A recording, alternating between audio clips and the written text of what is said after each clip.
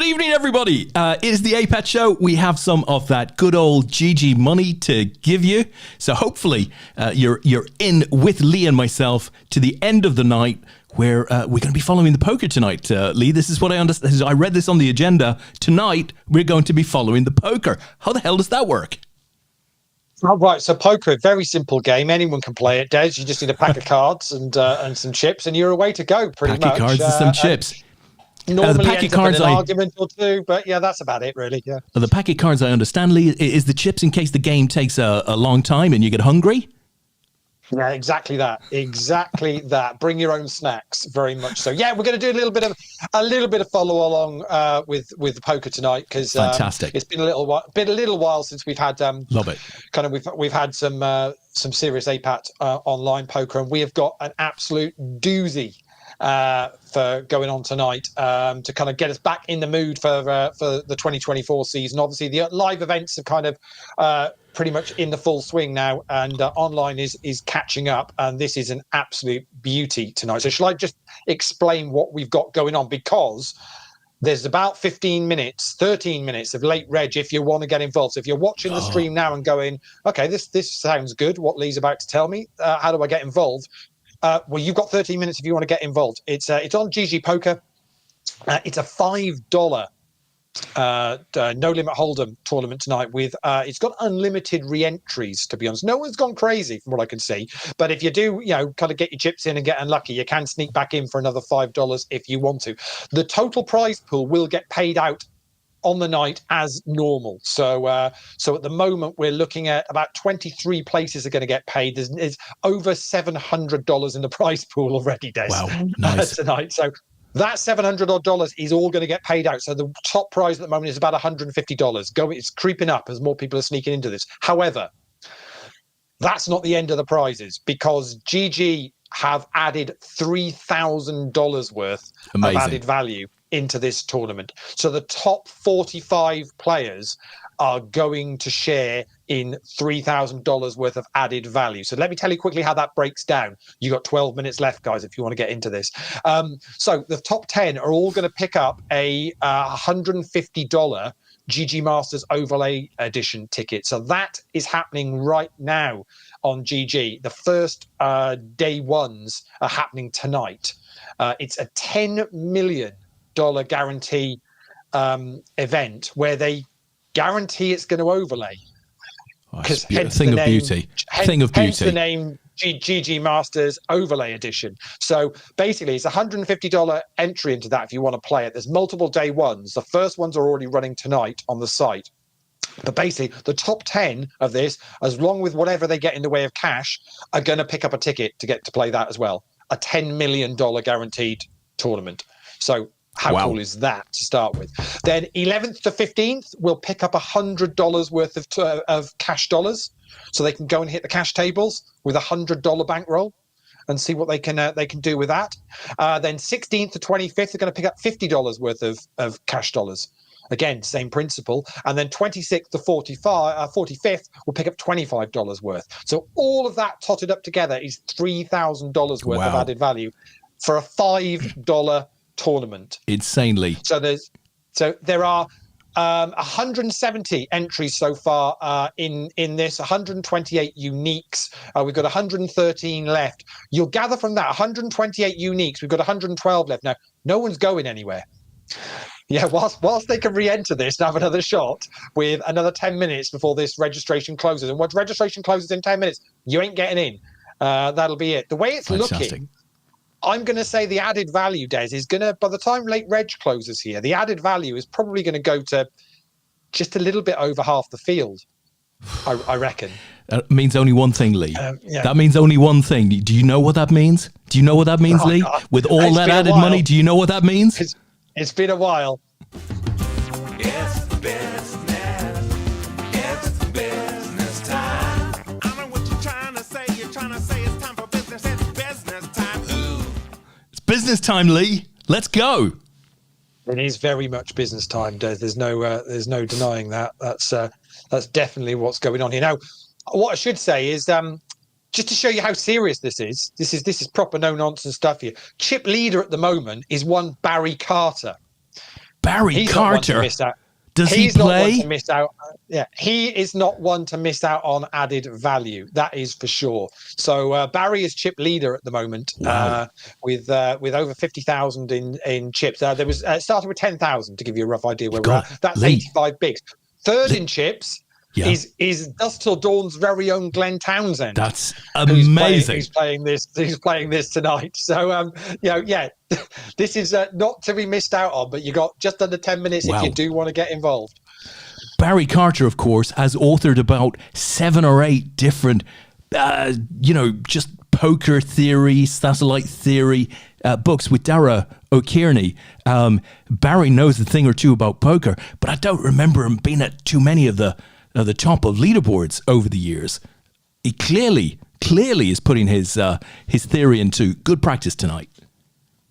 Yeah, absolutely. As I say, and I haven't seen how this has been playing. Obviously, we were doing a poker raffles draw at 9 o'clock, so we haven't I haven't actually been keeping that much of a close eye on this so far. But I'm guessing it's 5-minute levels, so I'm guessing it's going to be a bit splashy and a bit so you can really build up a bit of a stack early on. But of course, once this late reg closes in 8 minutes and the door's shut, it's going to get proper serious, isn't it? Because I think with that amount of added value thrown into the mix, just say to give you an idea, I mean, we're nearly up to $800 in the prize pool, so we might go crazy and get this to 1,000 before it closes, but we're adding 3,000 on top of added value. I mean, there's just not many tournaments where you'll get to play something like this. It's all right. The percentages are good. Just watching Galaxy M47 there, all in with the jacks against Aces, Ace King. Ace hits a king on the flop, but a jack on the turn, and unfortunately another king on the river is not going to help. So Ace is going to bust. I'm going to guess Ace is going to might see a bit of the value as that table breaks. Let me skip over to another one, and I'll load another one up on there. I'll see if I can get Barry's table up actually. See if I can bring that up. While you're reassigning the tables, holdy foldy, so the lovely Michelle, that's my table. I guess what she means is that was my table, because she'll be sat somewhere else now within the tourney. Yeah, absolutely. And good luck to you. Broke. So there's Glenn Townsend that I mentioned earlier on. He's now currently 5th in chips with 40 odd bigs. Bottom right of your screen there.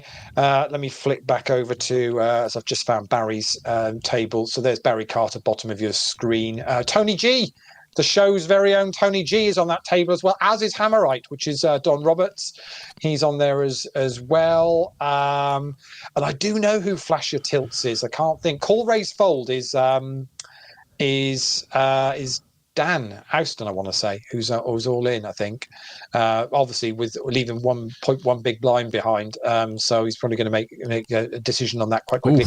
Who is Flash Your Tilts? That's gonna bug me. Let me find out who Flash Your Tilts is. I do recognise that name.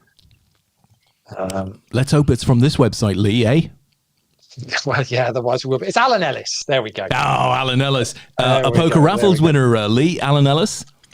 Yeah, absolutely. But I see. So I was explaining to Des before we went live that GG had a little bit of a week at the beginning of the year where they allow you to change your screen name for a little grace period of a week. So I'm recognising a lot of new names, which are either going to be new names that haven't played APAT Online for a little while, in which case, welcome.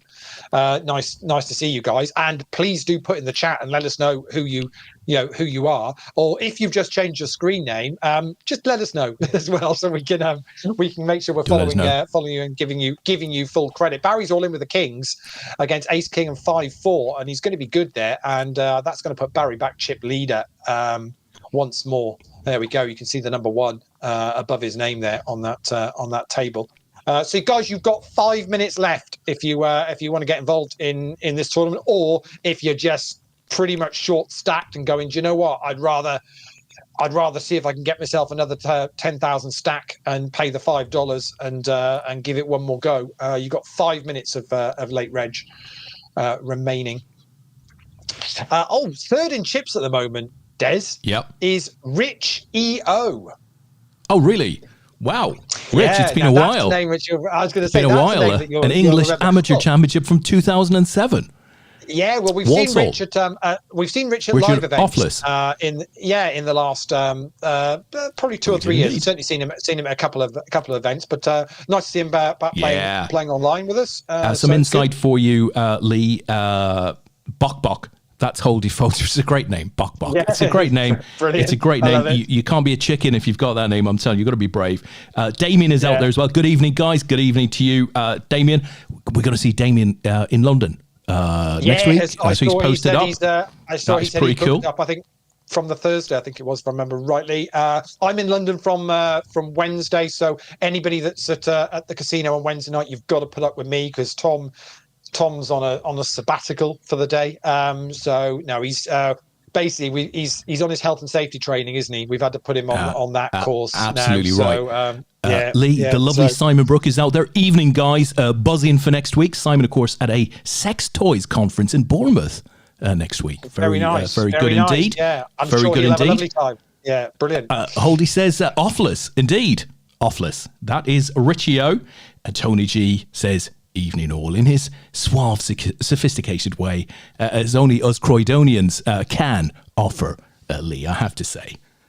Did you see, Tony's no nonsense. Did you see Tony stuck in a cheeky little last longer prop bet on GG? I didn't see the outcome of it. I didn't see whether anybody took him up on the offer, but I saw that so he set it up. So there's 10 of them that have all chipped in another little $2. So there's $20 in the pot, and there's 7 of the 10 remaining.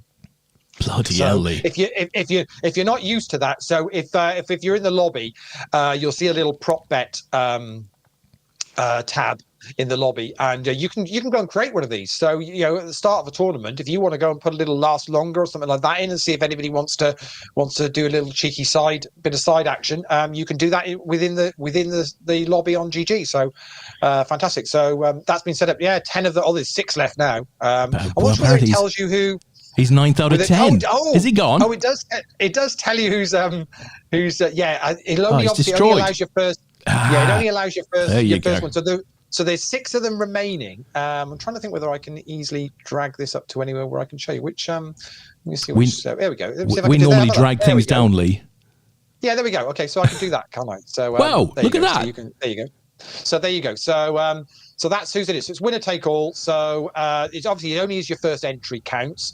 So Wales Wasp, who's that? Funny if it's on the table we're watching here, bottom right there. We're gonna move that bit. You can see Wales Wasp there. So the Crowbar, Popeye, Gardu, Lady P, and WFTB PB are the ones remaining in that. So nice. So one of those is gonna pick up a cheeky little $20 on top as well. So good luck to them, and well done for Tony for setting that up. It's always a good bit of fun. So. Right, this is your 1 minute warning, guys. You have a minute left if you want to get into this tournament. There is now $900 in the prize pool. Wow. We've had 200 entries, 134 uniques, and we've got 107 left. So still not many have gone away, those that have bust. Most of them looks like they've had another go. We're creeping up. But you've got about a minute to go if you either want to get involved in this or looking to get yourself a new starting stack. Blinds are now where are we at? Let's have a look. 501,000. So to be honest, a starting stack now is going to be 10 bigs. But if you've been nursing a little bit less than that, I've only got a couple of bigs left, then it might be worth giving it a go. Average stack is 18.8 bigs at the moment. So Yowzers. Right. Worth getting involved in, but the clock has gone to 0 minutes, which means we are now counting down in seconds. If you want to get into this, I did say it might get close to we had a quick rush there, Des. We're up to $936 now in the prize pool. Nice. So we might not quite get to the 1,000, but we're going to get fairly close to it. So good luck to all of you. I'll see what the once I'll wait till registration closes, then I'll just run you through the top prizes as well, because as well as the added value, there is going to be a decent bit of money up top for somebody here for a $5 comp. So that is for sure. Oh, Tony says first bullet only for the absolutely. So, I like the way that works, Leigh. That's a neat way to put an extra layer of meaty goodness on your poker night. I quite like that. Yeah, absolutely. New chip leader at the moment, Des. You know that? You know the guy, Adam. His dad plays as well. You know the Polish guy. What's his surname? Des. Siklowski. Yeah, That's not bad. Srlowski. That's not bad at all. I'm like Darwin Núñez. If you don't think about it, you get close, right? But if you think about it, you just talk yourself out of it. Srlowski. Absolutely. Did you hear that noise, Des? Did you hear that sound? That was the doors slamming shut. If you were in the queue, still trying to get in, I'm afraid boom. That's it. It's done. We are done. 75 minutes into the tournament, and we are done. So let me tell you where we're at then. We ended up with 212 entries, 137 uniques. There are 103 remaining. That's a prize pool of $954, which means up top, the winner is going to pick up $186 tonight. The top three are all going to pick up over $100. If you make the final table 9, you're going to pick up $18. We're going to be paying top 31 in the end. So a min cash is going to be $10. But of course, then you've got all that added value. So actually, we're paying up to 31, but the added value goes all the way down to 45th place. Nice. So even if you don't make the cash, you still got a chance of, so basically from 32nd, which is the bubble, to 45th are all going to pick up the $25 worth of cash dollars. So that's more than the actual minimum cash. So yeah, it's pretty good. So as I said, we're going to pretty much 99 players left. So half the field is going to get some money here, either from the prize pool or from the added value. So, but it's the best part of $4,000 we're now going to give out. Absolutely fantastically. And it feels like, as my monitor moves closer to my camera rather aggressively, it feels like, a little bit of the start of the new online season. So what I'd love to see is like a National League, Premier League. I'd like to see national championship events. I'd like to see poker squads online. I'd like to see the UK team online. I'd like to see free rolls. I'd like to see all of that sort of stuff. What can you tell us? Yeah, well, all of that. We'll do all of that. Yeah. Well, I guess the message is as delivered in your opening monologue, right? So technically, APAT season 17 starts after the ECOAP. So we are finalizing what the online version of that looks like. And we're really looking forward to an exciting full season of online action, rankings, all of that important stuff, medal events, all of the stuff you love. So be looking out for announcements. Tonight is simply the start of getting you all back online to play with the new season very much in mind. Yeah. See, man down there. We lost Tony G, King Queen against the Ace Queen, I think it was, of Triplin. So Tristan adds to his stack and just flicked over to the other table because chip leader Adam just busts another player and adds to his stack, so he goes further ahead at the top of the leaderboard. So Adam's currently chip leader. Rich Offless in second at the moment. Galaxy M74 is third in chips at the moment. I've just been overtaken by Inner Bloom from Ireland, so another name I don't recognise. Nice. So I say if you hear us call your name out and want to actually kind of open up and share with the world, it is I, then just pop it in the chat and let us know. Meanwhile, back on the table, we were watching. I'm guessing that Gull and Z is Guy. I'm going to assume with the ace deuce up against Lanting's pocket eights, which are going to hold. They're going to fly through these days. I think pretty much we're down to 91 players already. I think it's going to I think we're going to find.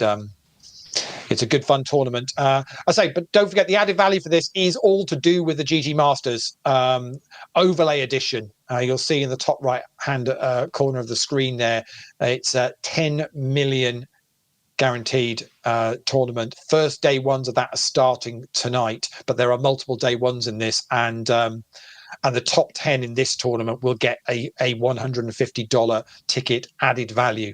So the top 10 will all pick up one of those as well and get to play in that huge, just absolutely huge. I mean, GG have some ridiculous guarantees on their online stuff, Des. I don't think anybody does as big as they do these days when it comes to guaranteed tournaments. It's just, I mean, look, it's ridiculous. say what you will, and it can be hard to sometimes get your money on, go through, you know, the KYC stuff. We know that, but they do bring a lot of big guarantees to the table.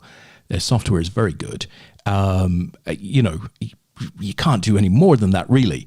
So do a great job for us. We're very happy. And with GG. Actually, I do have a little bit of news on that. Oh yeah, what have you got? Because it's just around. So it can't be too detailed on it, but just to say that there are the rules regarding kind of deposits and kind of all of the know your customer stuff and all that. It's still strict in what he's doing, but it has been relaxed in certain aspects and certain areas in recent times, more due to slight legislation change, which has allowed the providers to make some adjustments in the way that they view and approach it. So they are trying to do as best they can so players can get deposits onto the site, and it is all done with the best, in genuinely the best interests of the customers. The thing I always say with it is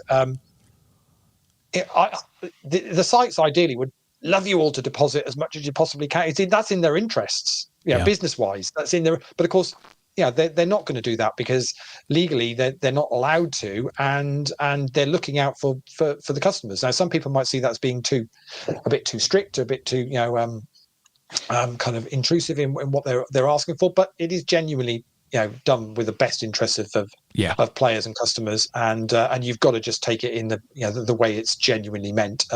Nobody's trying to be awkward with any of it, but it has relaxed a little bit in certain aspects. So if you before maybe gone, I can't be bothered trying to do verify this or whatever, maybe now's the time to have another go at just putting that process through, so you can get the full benefit of playing on the site. Well, I do hold a UKGC license, Leigh, a personal management license, and you have to go through a lot of training to get that. It is very, very serious. And these sites, the online operators and several big ones that I could name, they will be fined millions and millions of pounds. And some of the biggest sites have been fined millions and millions of pounds in the UK for not taking their customer responsibilities seriously. So while it can be hard at times on the player, it is very much for our benefit. Now, talking about taking things very, very seriously, have you seen Barry Carter's avatar? No, I haven't. He's holding his cards very coyly over it at the moment, very shyly. What's he got there? He's folded. It's a question mark. Is it a question mark? It's his book. It's his book. He's doing a bit of advertising. It's the front cover of their Mystery Bounty poker strategy book. What a boy. What a boy. What a boy. Whether I got. Oh, yes, I have got that one here. Yeah, it's that one there. We go. Get him on the stream, Leigh. How can we get him on the stream? We are going to. They are going to come back on the stream because they've got a new book they just recently released. So, funny if I have still got that. So Paul Haycock stayed down with us last week, and so a couple of my Dar and Barry books have gone back up to the Midlands for him to auditing. But the Mystery Bounty one happened to still be there. So it's incredible. So the important thing to know now is if you come against Paul again in a Mystery Bounty tournament, he's not read the book. So just he might have. It'll be one of those. It'll be one of those, Leigh. Take advantage of the situation. That's the case. So he was down last week because we went to see Jonathan Pye. Which was in Bournemouth, which was a superb night. Very good indeed. I bet. He's still touring for the next month or so. If he happens to come anywhere near you, tickets weren't that expensive in Bournemouth. It was about 20 quid a ticket, something like that. Not bad. Well worth going to see for an evening. Very, very good. But was it very political, or what was how did he position? It was super political. Super conservative bashing. even with the news around the King's illness, I think, which was the day before, he did go for it as well with the Royals a little bit. No doubt. So. No doubt. But to be fair, he did say he'd pondered whether he should or shouldn't, and made the decision. Well, the King has said, it's business as usual. He's going to get on with his job, and he said, no, I've got a job to do here as well. So I've written this, so I'm going to. Yeah, to be honest, a lot of this stuff is for entertainment, and he might say it, we might laugh at it, but it is entertainment. I'm sure we don't take it too much to heart. Leigh, Jonathan Pye, right? The bloke that I work with. Right, he's just sent me a message. Apparently he's driving through the night, right? So he's going from Saint Etienne in central France to Lisbon in Portugal, right? So wow. Okay. His driving schedule, 800 kilometers tonight, bloody hell, 400 kilometers tomorrow, and then 400 kilometers on Tuesday. That's a long drive, is it not? Oh, look at that! Jack on the river for Adam. Oof. Knocks out Legend King 1, Wow. Ace Queen against Jack 7. There were diamonds all over the board as well. And Adam hits a Jack on the river as we just go into the break. So that puts that's going to put Adam even just further ahead as chip leader. Players on a break. It's 5 to the hour. Yeah, that's a serious drive. That's a serious drive, isn't it? Yeah, I mean, I've just messaged back. You're absolutely mad. Take a train or those things. I used to go up to United for Champions League games when I was living in Southampton, because I had a cup season ticket. So basically, I got cup tickets for the whole year. So I saw some amazing games. I mean, I had a pair of tickets for about 4 or 5 years. It was brilliant. Did you see Jose on his knees? That's the only one that counts. Yes. You were there? I was there. I was there for that one. Yeah, unbelievable. But got to see Rangers play there, Celtic play there. Inter. Any good teams? Yeah, incredible. Yeah, a couple of good ones as well. But that was a fair old trek, because you kind of leave Southampton sort of 1 in the afternoon, get up there for sort of half 5. Yeah. Pretty much then go to the game, and at 10 o'clock then head back. Yeah. All in one day. It's a fair old trek for that. But yeah, overnight from France down through into Portugal's. Yeah, there's some tricky roads there, isn't there? I did it. I went to a football game in Spain, and the game was in Madrid, and I couldn't get tickets to fly into Madrid. So I thought, well, here's what I'll do. I'll fly into Barcelona. That's just down the road, sort of thing. So I flew into Barcelona, picked up a rental car. The bloody steering wheel, Leigh, was on the wrong side. It was really difficult because the steering wheel was on the wrong side and everything, which meant by default that everything else was also on the wrong side. So anyway, I took this car, looked at the old map, because that's the time you need to know at that point, right? It's like, I can't remember, was it 500 or 600 kilometers to Madrid? Now, I had planned to stop off halfway, which was in some quaint little place in Spain, but it was horrendous because it's all tolls. Unless you speak the Spanish, it's really hard to sort of understand exactly what they want you to do. It's just, do you put your credit card in? Do you put your finger in there? What do you do? You drive through the mountains, or at least that's the way it looked like to me. That's the route I took. Anyhow, I arrived in Spain in the middle of the night, in this midpoint in Spain, in the middle of the night, absolutely frazzled. Got to bed. It was about 4 o'clock in the morning. Got up again for 9 in the morning. Got into the car to head to Madrid, the last 300 Ks. And there was a couple of Irish lads, right, who were stood out there, and they were having sort of a debate. The driver, he wasn't going to take the car any further. After the absolute nightmare that they'd had the night before, he said he wouldn't. He refused to take the car any further. The lads were looking for a train from there to Madrid. The car was parked in the car park. It was badly. Seriously, it was bad.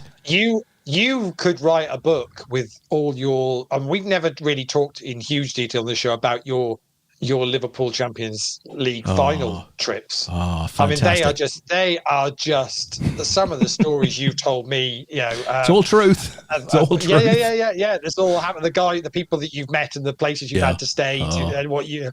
I was nearly going to say what you've done to get tickets, but that sounds a little bit, a bit seedy. But yeah.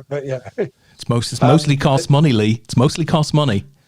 Yeah, exactly. That's the problem with it. But yeah, they would be. You could probably write a book on all of those, but kind of a away day trips. But so players are on a break. We've got 75 left, so we're getting close to the 45 mark for money. So if you're, as we say, if you're out there and we might not know your username now, do let us know. There's a few that have got some decent cash here on this table that we're watching. Confused Otters won 56,000 on GG. Lanting's won us 57,000 on GG. So there's a couple of big winners that have played. So this is the bit the data that scrolls through when you're on a break. So it tells you who the chip leaders are at the moment, and then it tells you a little bit about those that are on your table. So Adam Surlowski leading reasonably comfortably. Good surname pronunciation there, Lee. Nicely done. Thank you. Yeah. Thank you. Is Dad playing, I wonder, Ian? Yeah, I'm not sure we'd know his new player ID or his player ID, should I say? It might not be new. Yeah, possibly not. It could be the same as the one that he's had before, but yeah, we'll keep an eye out for anybody else that's there. I'm just looking to see who's left in the tournament that I recognise. So Barry's lost a few chips now, but still going there. Zippy Captrue is Adam Small, so he's still going. The Crowbar, I know who the Crowbar is.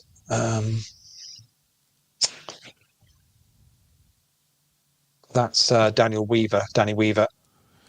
Okay, and we're in. Who picked up? So Dan won the Formula One stuff, didn't he, at Christmas? Yes, he did. Natalie's lovely package. Straw. So yeah, so he won that. I want to say, Lee. I want to say on this table here, but I know I'm almost certainly wrong. But TJ Trav, that couldn't possibly be John Murray, could it? Who used to be Mint Trav? It could quite possibly be. Yeah, it could well be. No, surely not. Zilly QQA could be Danny Strange, possibly, and he's changed his name because he was Quadzilla 7777. So Zilly is possibly, but I don't know. But it might be somebody completely different. Totally, but we're not sure. Dingleberries for anyone who thinks it's Natalie, because Natalie Bromley's normally has a similar name, but Dingleberries is somebody completely different. So that's Riccio in a pot here with tight chips. Cohan's still playing as well, which is Kevin O'Hanlon. O'Hanlon, right? Yeah. And tight chip's going to have to hit, and he doesn't. Yeah, so Rich is going to add to his stack. Currently third in chips, and it's good. So Renot's still playing, which is Tony Ross. Foo Fighter 22 is a name I recognise. Let me have a look. See who that is. No, I don't know who it is, but they've played before, so I know that's and you think sure. Call Ray's Fold is Dan O? Yeah, it is definitely. Yeah, Joby One Kenobi. I'm pretty sure is Joby. Great name. I'm pretty sure that's going to be the case. McShovins. Well, we all know McShovins. That's Joe Chilmaid. That's for sure. All still in. Hammerite, I mentioned. Don Roberts still going well. DJ Big Club is Simon Brooke.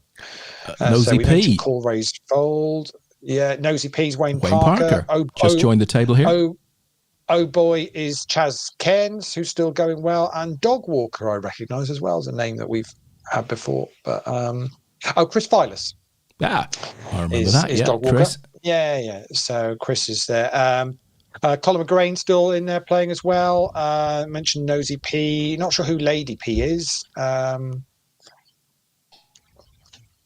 again, say if you're playing and want to give us a clue in the chat, then that's great. But so we're down to just under 70 players now. So we're getting down to say. Yeah, large bunch of you out there watching, guys. So do get involved. Get into the chat box. Tell us who you are if you're playing. If you're not playing, give a shout out to whoever you are following. Have you got any questions? Right, got Lee and I here. Anything APAT related? Do let us know. Anything raffles related? We had a raffle earlier on tonight, Lee. Somebody only just walked off with a World Series of Poker Circuit Colossus seat. Could they be playing for one of those rings? And do you know what? Dave We Butler, know. who we know who it is, Lee. Go on. Shall I do it? Shall I do it? Go Right, for it. let's Go for it. play you the moment of truth. So good luck, everybody. So we're drawing ticket numbers 1 to 240. It is for a ticket only, so £340, and the winning number is going to be 75. 75 is the winning number. Let's scoot over to the I think website. we've got a winner, See Lee. whether 75. We're going to have a winner at 75. He's a Southern gentleman. Let's have a look. Very Southern. We are. It is one Dave Butler. Is going to be our winner of APAT's gone past, certainly. Yes. Sure. Although we have seen Dave, I do recall meeting Dave at Dust Till Dawn, crikey, I want to say back in August at the WCOAP, but certainly we have seen Dave fairly recently. So, hey, shall I try and give Dave a ring? See if you can call him. Why not? Let's see if we can get him. It's a Sunday night. We rarely succeed, but it's nice to try. Let's see if we can get Dave. Oh, shit. We don't want to call the wrong person, do we? That would be amazing if we called the wrong person. Oh, my word. Just looking to see when Dave bought his... So he bought his ticket on about Tuesday, I think it was. So, It's yeah, ringing, early on Lee. in the week. Hello. Hi, is that Dave? Yep. Dave, it's Des Duffy of APAT and Poker Raffles fame. How are you, my old friend? Hi, Des. How are you? I'm very well. Now, listen, Dave, I haven't called you randomly on a Sunday night for no good reason. And please bear in mind, you're on our live stream, right? So no exclamation of too much excitement. But you, sir, have just been pulled out of the hat, so to speak. You've won a World Series of Poker Circuit Colossus seat. Dust Till Dawn worth £340. Congratulations. No way. Yes, wow. indeed. It's the truth. Lee, tell Dave. I wasn't expecting that. Tell Dave I it's know the I am, truth. but I wasn't expecting that. Well, we had... Dave, it is very much the truth, Dave. Very much the truth, yes. Thank you very much. Well, that's woken me up. I was just nodding off. Fantastic. Well, listen, Dave, I'm sure we saw you up at Dust Till Dawn in the not too distant past, certainly in the last 6 months or so. I think we met and we said hello. Just tell me, I mean, how do you feel about playing an event like that? Obviously, a very high quality field. You're an experienced player. You've been around the game for a long time. 100,000 guaranteed. Not looking forward to it. I haven't played much live in the last couple of years, really, not like I used to. So, trying to get back into it. So, yeah, I'm looking forward to that. Yeah, you're going to have to buff up your skills, my man, to give yourself the best shot at a big payday. We're going to stick a patch on you, Dave. And I'm sure we'll be around to follow your progress on the day. But from Lee and myself, and Tom, of course, very best luck at Dust Till Dawn in the World Series of Poker Circuit. Brilliant. Lovely. Thank you very much. Thanks a lot, Dave. Have a great rest of your weekend. Cheers, my friend. And you. Bye-bye now. Good night. Thank you very much. Cheers. Bye-bye. Oh, there you go, Lee. One happy punter there, Dave Butler from, I want to say, Plymouth. Certainly down there in the sort of in the south west. Very much so. Yeah, down on the south coast. Yeah. Lovely guy, I have to say, Dave, and he will go there, and I'm sure he will do himself credit in the World Series of Poker circuit, and he will be looked after at Dust Till Dawn. You guarantee that, right? They look after their players very, very well. There you go, Dave Butler. What a nice prize, Lee. Yeah, very nice indeed, actually. And that's a lovely tournament to play, actually. Yeah, quite jealous, actually. I wouldn't mind playing it myself. But hey, we've got another one coming up next week. We do have another one. We do. Which is, I say, there's go. That's a nice prize. Oh, Yeah, wow. and it is. Don't get me wrong. Those tickets were £2 tickets, so he's picked up a £340 seat to get to play a 100k guaranteed event. But what we're drawing next week is the big one for the WSOP circuit event. It is the main event. So it's an £1,100 tournament with $500,000 guaranteed, plus £400 of cash towards expenses. So it's a £1,500 package all in. The tickets are £5, and we'll be drawing that a week tomorrow. So if you fancy giving that a go, we'll be doing the draw for that a week tomorrow. And the reason we'll be doing the draw for that a week tomorrow on a Monday night, because normally we do poker raffles draws at 9 o'clock on a Sunday, is because we're in London next week. So we'll all be up in London. So this time next Sunday we should be live streaming the final table of the main event. I would guess, still around this sort of time. So we'll be doing that. So yeah, we've moved the draw a day later. So if you want to get involved in that, and if you've got any questions about raffles, say yeah, we'll be up and happy to talk about it in London. And we've got lots of winners that are going to be using their tickets for different events. Mostly, I think the main event. I think one or two have switched them across to like the 8 game or one of the others. But next week, yeah, really looking forward to London. Should be fantastic. Yeah.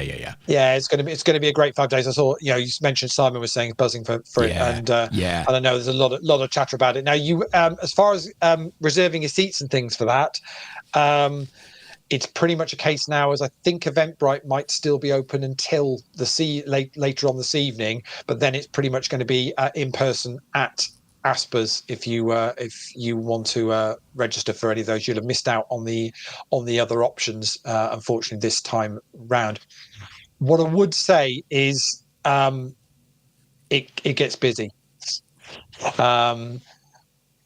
When we've been to Aspers the last couple of years for our main event, we've just done kind of a weekend event there, and we've had alternate lists for both the Friday night and the Saturday, and we've seated everybody, but often we're seating people pretty much right on, after the kind of the next level after late reg, so for those that want to take a seat. So it does get super, super busy. We've absolutely smashed numbers there the past 2 years, and we're expecting this one to be pretty much the same. We've got an extra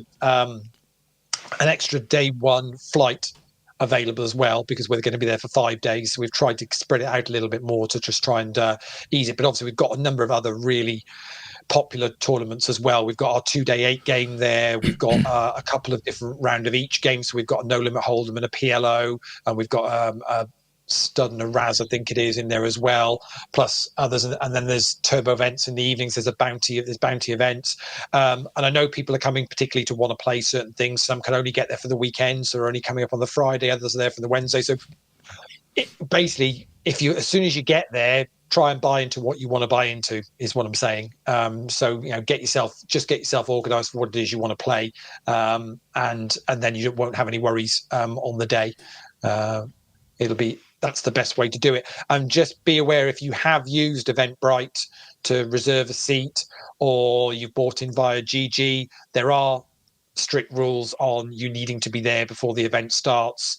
Otherwise you'll get removed from that list and will go on an alternates list. So if you've used one of those, there's no point rocking up when the tournament starts going, hey, I've got a seat reserved, because that doesn't work. Tom has spent a lot of time with the venue putting in some clear guidelines of what we need to do. So we just need a little bit of help from the players to kind of to follow that. But we'll get everyone seated, not a problem. It's a big old card room there, and the team there are absolutely top notch. So we won't have any issues with that. So excellent, yeah. And the players should be experienced with it. Brian Frew said he's changed his name to he's changed his handle to Black Douglas. So there we go. So thanks for letting us know that, Brian.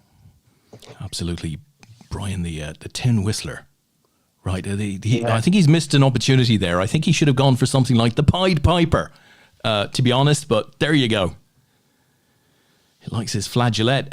Holdy Michelle asks, are either of you two going to APAT Malta? Leigh? No, I'm not going in the spring. I may well go again in the autumn, but the spring is just timing wise with a few other things is a little bit tricky for me. I'm not sure whether Tom's going or not, actually, because I mean Yvonne and the team out there do such an amazing job for us.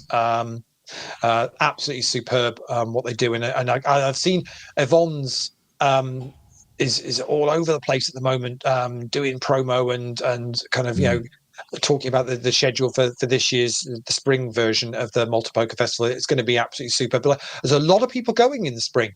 Des. Yeah, I'm not surprised. I've had beautiful time a number of conversations with lots of different, say, APATers old and new, and some even not APATers that have messaged me and kind of gone, "Oh, I see APAT. I've got an event out there. Can you tell me, where would you recommend staying, or what would you do? What would you do? What would work for you?" So, just looking, Barry all in there. 6-5 against the pocket sevens, and they played the board. They played Broadway on the board there, and Barry Barry got away with that one. Where have all of Barry's? Yeah, like, Where have all of his chips gone to, Liam? Why has he changed his icon away from the book cover? Leigh, I was in Malta a couple of weeks ago. The weather was absolutely beautiful. Do you know what you can do? You just go to Google Maps, type in hotel, and seriously find the festival location, and just find a nice B&B or a cheap hotel or whatever it is. They're really, really nice. Don't necessarily look for aircon in a lot of these places unless you're willing to spend up a bit. But actually, there's no shortage of really good accommodation close to the venue. And as Michelle says, as Barry's all in again with ace jack against pocket eights this time of Blimey Charlie, needs to hit an ace or a jack. Well, there's the ace, needs to avoid an 8. It's red. That's worrying. Oh, it's one of those. It's an 8. It's a 3. Oh, it's okay. That's all right then. So Barry gets knocks a player out, and Blimey Charlie is gone. So as Michelle says in the chat, so that they're also with the spring version of the main. So the main event at the Malta Poker Festival, they're running a live day 1 at the Hippodrome. Yeah, this year, nice. So you can play a day 1 in London and then go out to Malta for your day 2, which I fantastic. Great idea.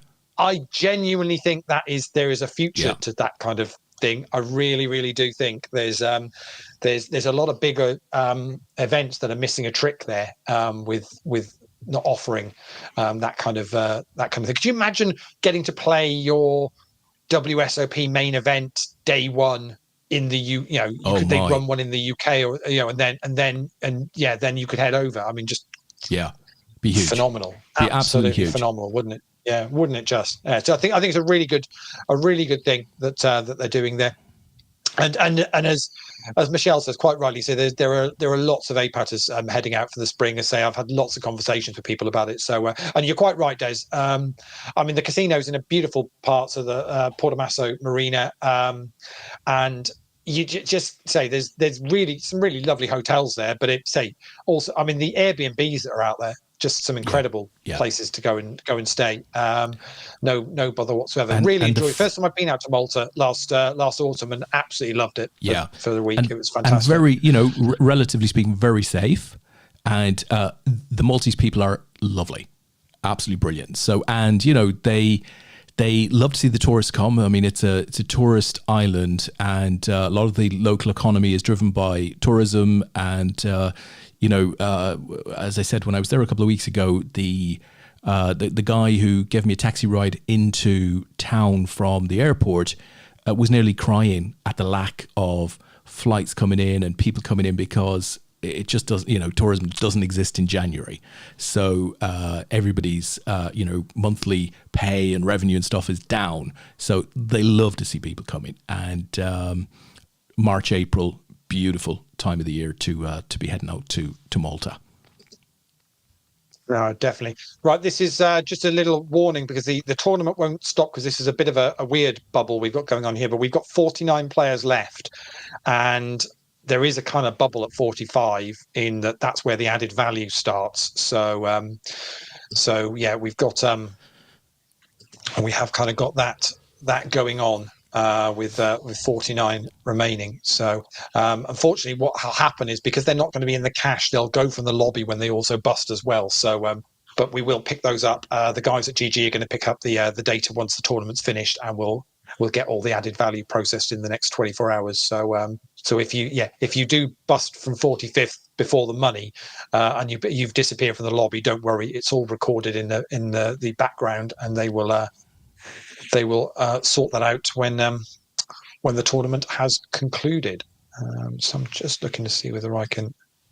Yeah, I can. There we go. How about that? Yeah, right then. So let me scroll down to the bottom of this list.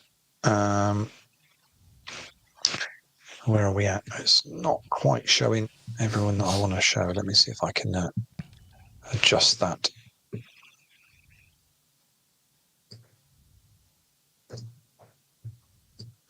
Blimey, that was a bit trippy. What did you do there? Oh, my word. There we go. That's what I want to get in.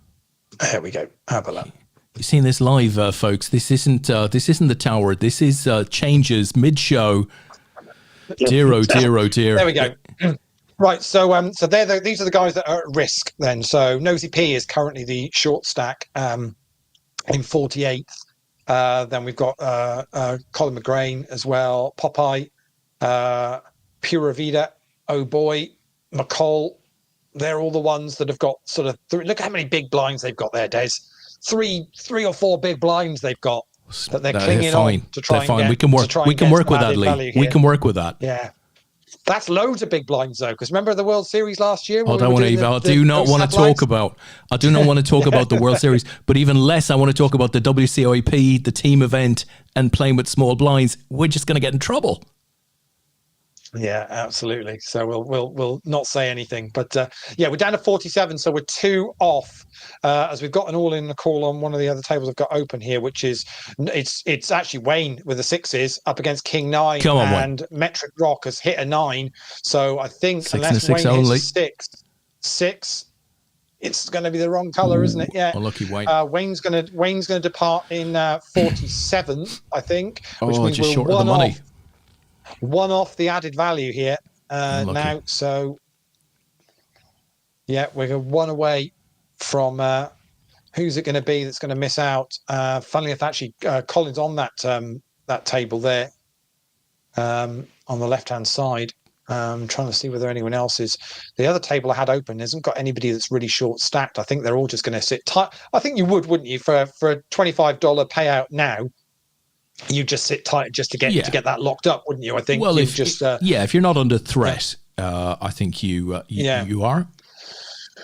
Well, a tricky one for Colin here. Dan's raised into Chaz in Charlie Cairns's big blind, who's only got 2.5 bigs behind. So is Charlie going to say, stuff it? I'll just try and spin this up again, because he knows what Dan Howson's doing. Yeah, he's made the call. Yeah, King Jack against Ace 10. Ace 10's a risk. And that's as good a board as you're going to get. That's that drawing dead, so he's going to get the double up. So the risk paid off. To be honest, those were 2 decent cards for Dan to make that play. Just unlucky to find himself up against a more premium hand. Yeah, absolutely. So the short stack now is on 2 bigs. So that's given Charlie a bit of space there now. To be honest. They are just going to time this. I can see Wyville 9 there, who's under the gun, is just using up their time. But fully understandable. You just want to hold tight for a minute, see if you can just make it into the added value. Pura Vida, who is the short stack now, is down to 1.5 bigs. But probably, I'm going to guess they were on 2 bigs, so I'm guessing they've probably just gone through the small blind. So that means they probably got an orbit where they could just sit tight effectively.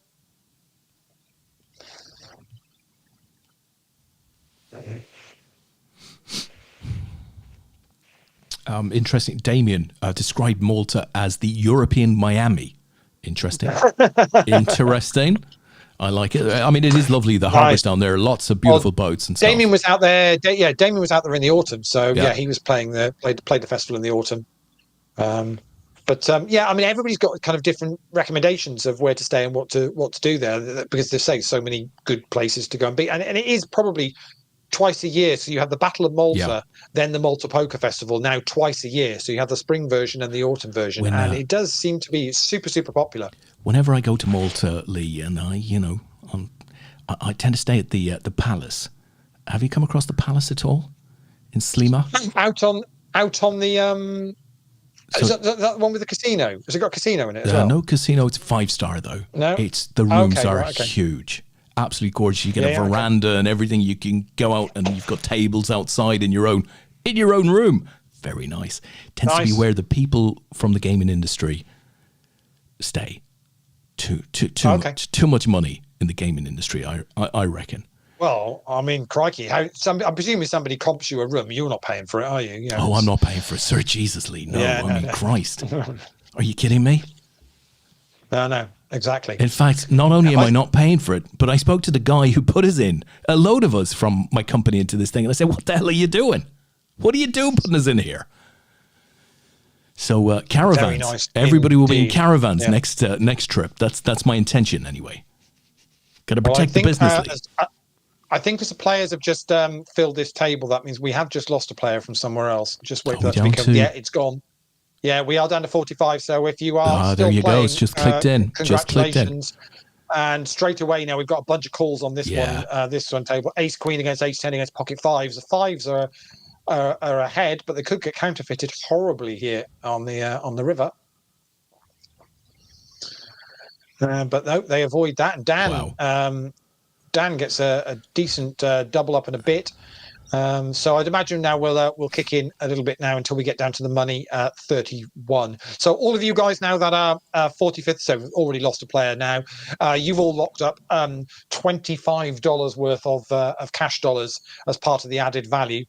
And that will increase if you can now make it into the top 25. And obviously the actual payout for the tournament starts at 31st place. So yeah, it's going to start getting nice now. For some people, still Fantastic. $186 up top for the winner tonight. So Pura Vida is all in with the Ace 10, called by Richie O's Ace Deuce, which is going to need a king to chop it. Otherwise, it's going to be double up for the very short stacked Pura Vida. That ain't no king. And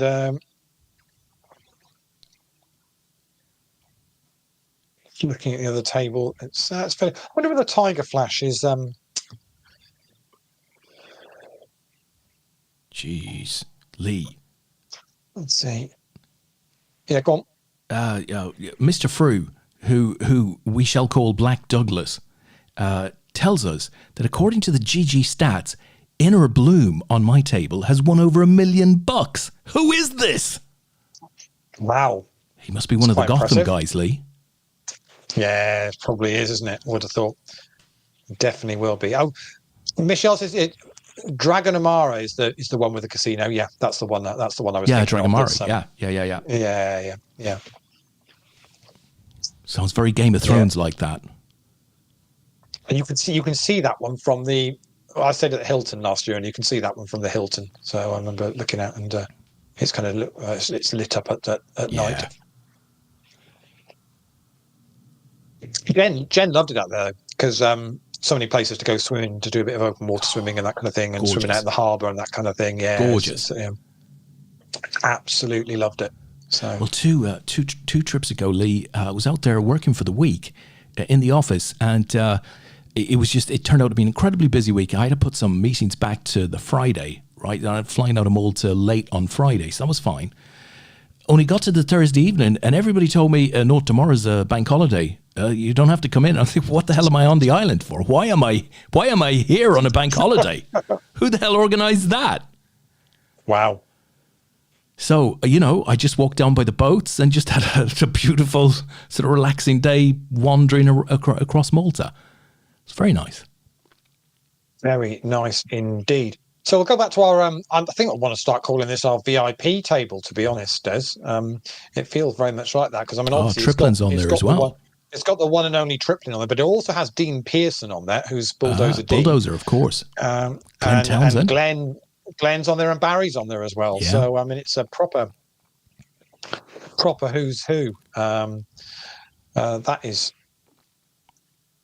for sure. I'm wondering whether Tiger Flash is Simon Gordon. Something in my head saying that it might be. That's a very specific call out.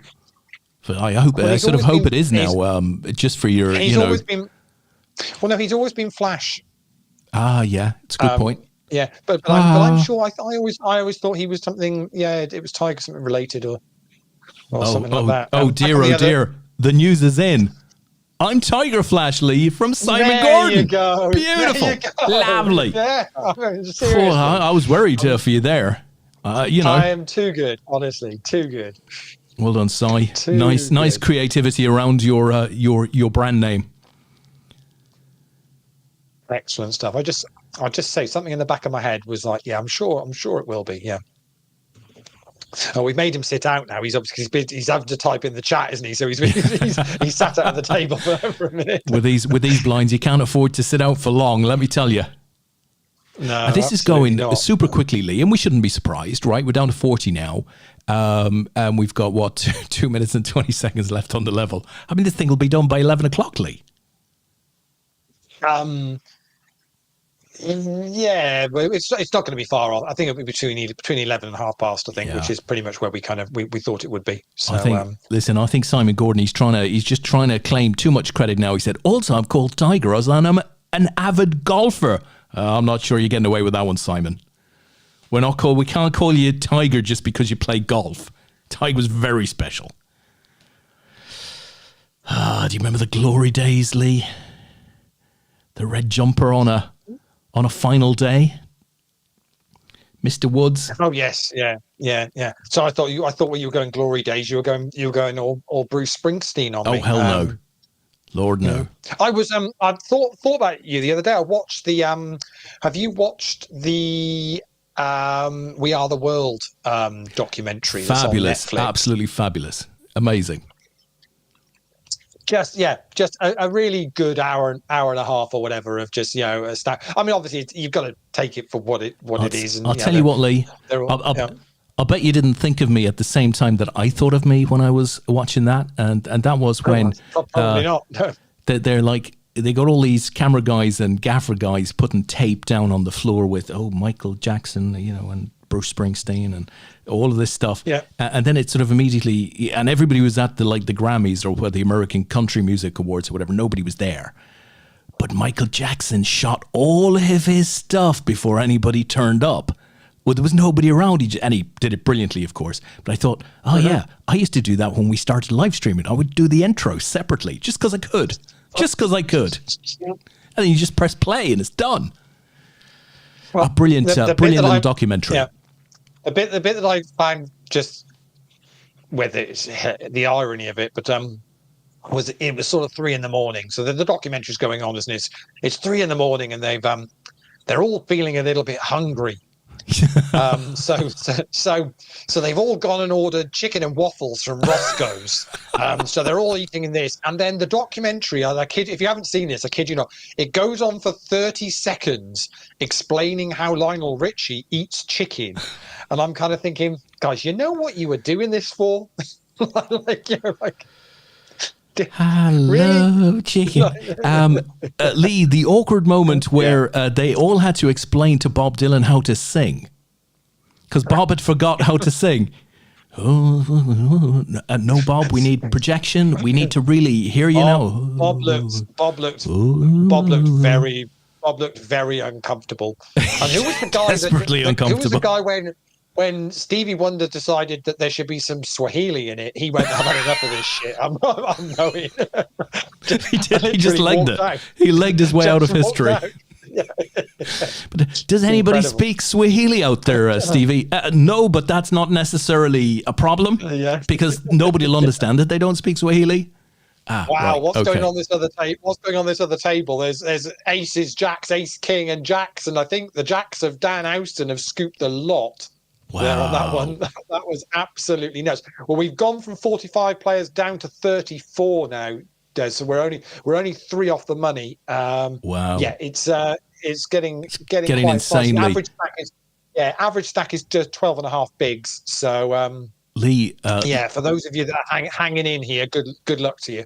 Lee, I've got to do this. I'm forced to do this in an insanely delayed Oracle moment.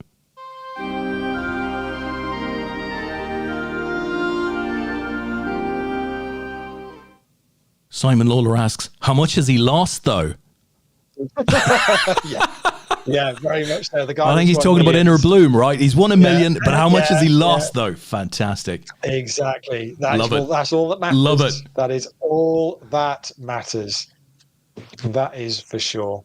But that was a brilliant documentary, Lee. Some of these things are golden, and you just happen upon them, and you go, "Oh, this is fantastic."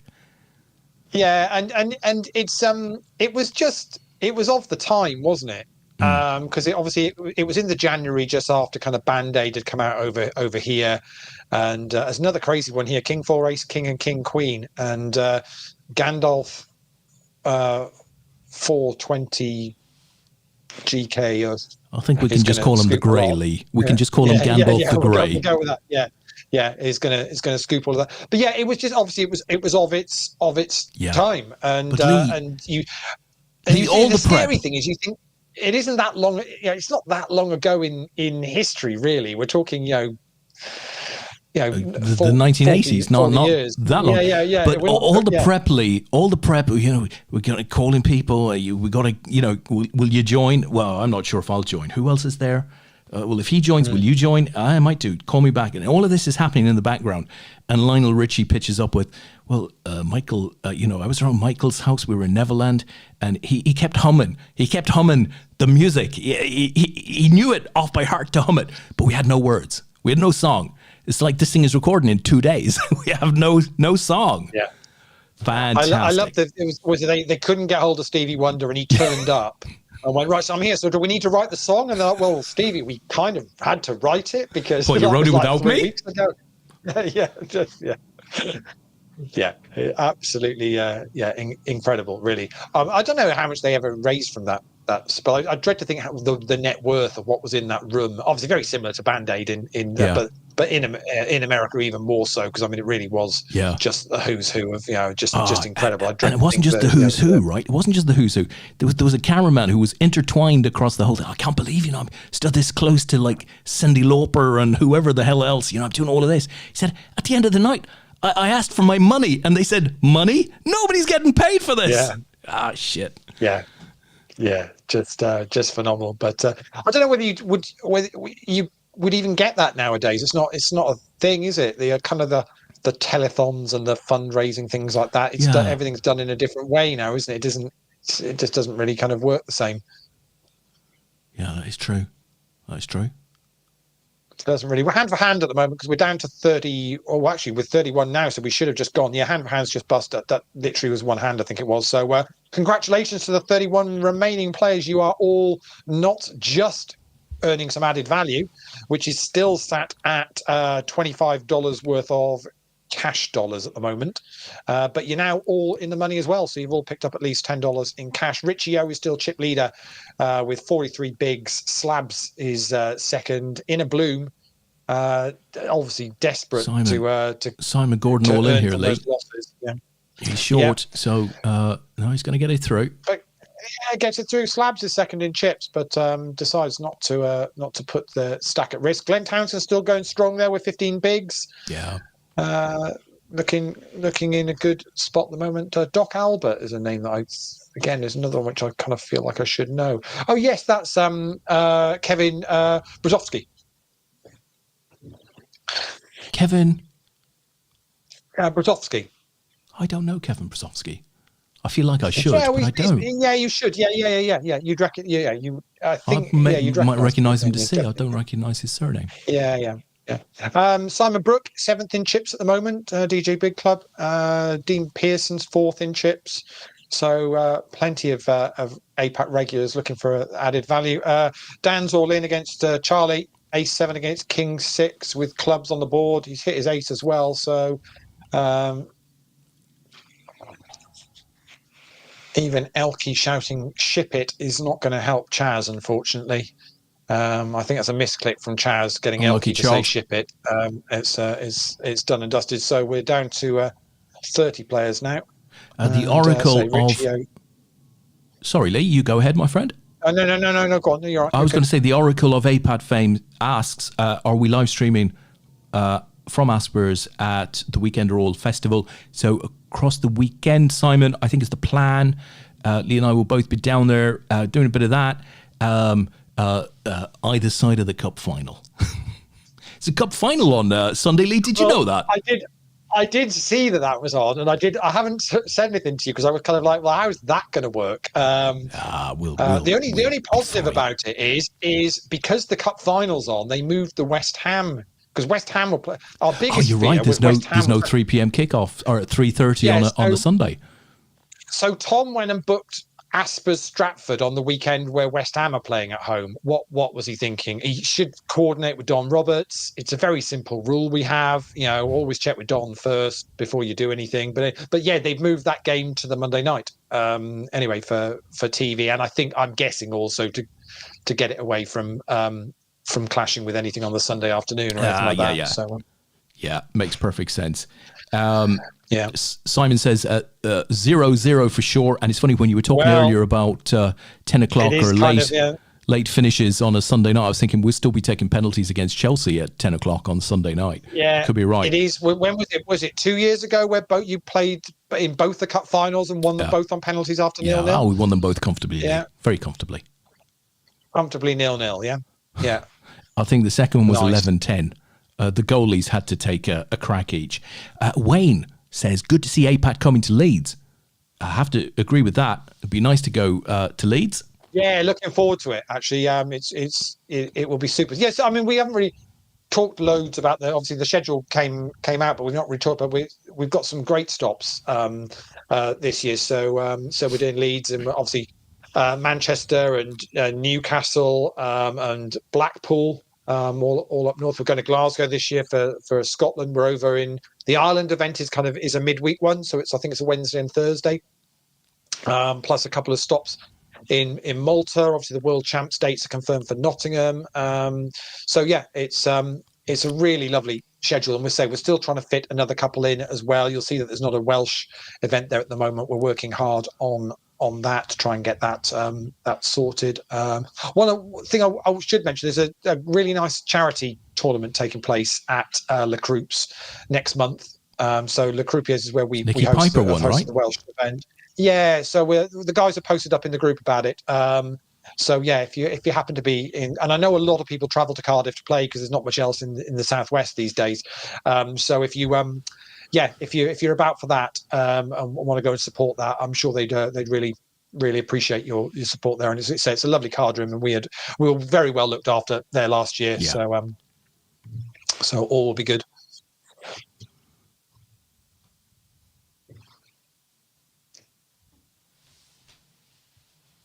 So on one of the other tables, Crowbar is up against Montalbano, and we're going to lose the Crowbar, unfortunately. Who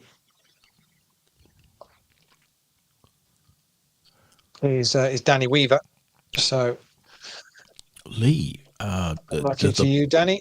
the plot thickens. Inner Bloom there, who apparently has over 1 million in winnings. Maybe you can just qualify that. Is only hosting an Irish flag there. Crikey. Yeah, Irish flag. Yeah, I feel like we should know who that is. There you go. I don't, but wow, look at that. Yeah, that is the stats. He'll be gutted when he finds out this isn't a medal event. Gutted. Or she, he or she. He or she. He or she. Indeed, he or she. Yeah. He or she. So we're down to 26. So we're on another bubble, sort of, so to speak, because one more exit and the added value doubles, Des. Wow. So one more exit and we've got 25 left, and therefore everyone is guaranteed $50 worth of cash dollars. Can we do this every weekly and add the medals? You can add medals as well, as everyone loves a medal, don't they? Adam is all in with his five bigs. Average stack is still about 11 bigs. So and Chip Leader's got 30, and Adam's going to get that one through. So applying the pressure when the added value is about to double, Des. That's It's good. It's I good like play. the style there. But Adam is relatively speaking, shortish from his high of just over 50 bigs an hour or so ago. I suspect this thing's going to be very, very tight when we get down towards the final table, Leigh. Yeah, we'll final table. We'll be rolling back and playing till 2 a.m, I reckon. Yeah. And that is Simon Brook there as well, right? TJ Big Club. It is, yeah.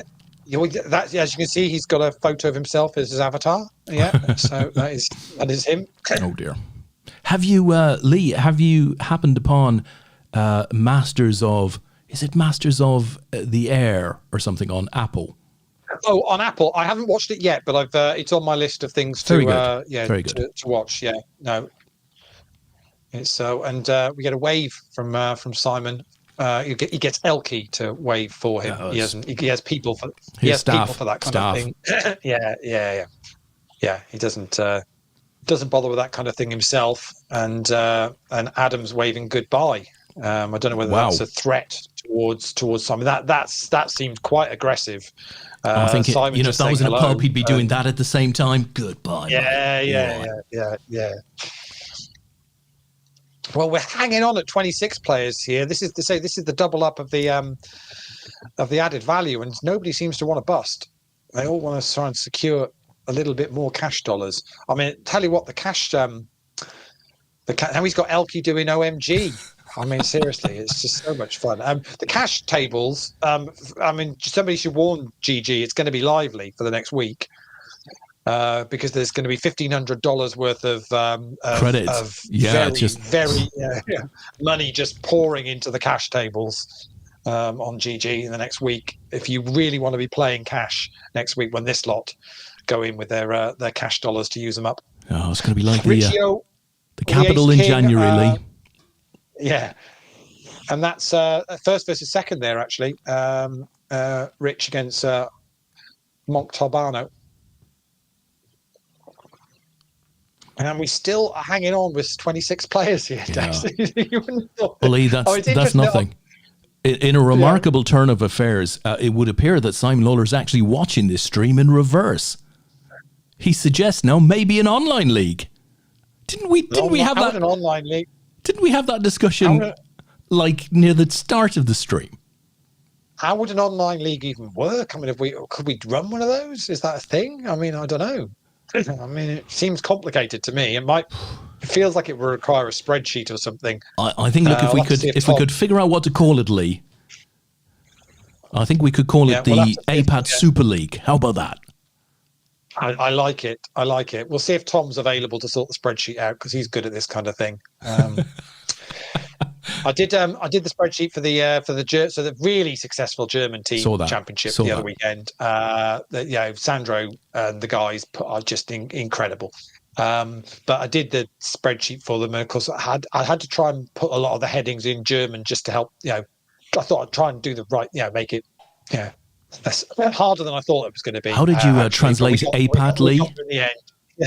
We got there in the end with it. You don't want to know what APAT translates in German to, Des. It's we get taken off the air. So, they had a really super tournament. It was sold out in advance with their team event. Really cool structure, actually. They had the team event across 3 days. So they started on the Friday night, and they did. They played around a sit and goes on the Friday night, as Glenn's all in with the ace 10 against Simon's king 9 at risk. Let me quickly get that table up. Sorry, wrong table up. There we go. Needs a king or a 9. It's going to be a king, isn't it? Wow, look at that. Yeah, king, there it is. That's going to hurt Glenn Townsend. What a catch. Yeah, dense. Adam's all in on the other table, but he's hit his ace. Just need to avoid a runner clubs. Don't be green. And it's blue. Yeah, so they run a sit and go on the Friday night for everybody, and then another sit and go on the Saturday. So that was points earned, banked for the teams. Then they played an MTT, and they on the Saturday they played down to half of the field in the MTT, and then that half of the field came back in the points for the final day on the Sunday. Which was really nice. Apparently, players absolutely loved it. So they all sort of rocked up for the Friday evening and just did a sit and go on the Friday evening, and then got into it across the weekend. So I was sent a copy of an article from one of the most popular German online sort of poker media sites, where they talked about this APAT event, and they, to quote them, said APAT was the gold standard in team events worldwide. I thought, yeah, that's probably about right. Very nice to hear, though.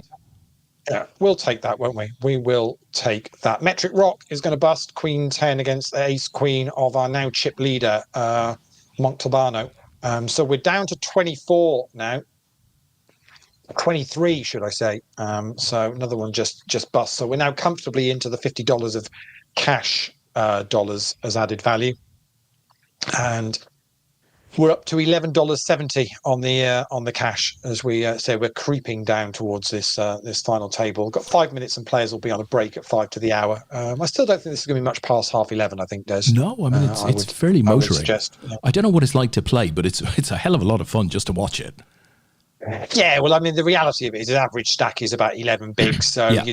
for a lot of players here, they haven't got many options. Yeah. It's going to be a case of, but of course, you have got the fact that, we've got 23 left. That added value in the top 10, $150 seat. Let's just remind people that we might just not realize. So there's $3,000 worth of added value in this tournament. There's the prize pool is $954. It's a $5 comp. We had 212 entries in total, but the top 10 will all pick up a $150 GG Masters Overlay Edition ticket to play in what is a $10 million guarantee tournament. So, Wow. Yeah, well worth picking up a ticket on that. Plus, obviously, we're paying out the $954 prize pool as normal as well. And that $10 million tournament, Lee, frees out. And you can have all of the big pros in it. Negreanu, all of that stuff. It's going to be fantastic. Great opportunity for our players to get a piece of that. Yeah, absolutely. And the day ones for that have started today, so they're in the lobby now. I think it might even still be late reg to get into some of them now. Did Triplin say he'd already qualified for that? He might have qualified for one of the day ones. He might have played satellites for it, quite possibly. Good for him. Quite possibly. Just looking now, wow. So goodness me, oh wow, look at this. Day one, crikey. Aces versus eights. Dan with the aces, chip leader with the eights. Dan just needs to avoid an green. 8. And green 8. Jack is going to be there. So it's going to be a double Nice stop. double Just up. looking now, Des, because the day one A's are running tonight. So the Americas, because they've got it split between regions. So the Americas has got late reg, so it's only just started. It's got 3,212 runners in it. Wow. The European event, which will have started earlier this evening, 13,201 runners. Sweet. It's got 1,454 remaining. It's 10 million. 10 million freeze out, Lee.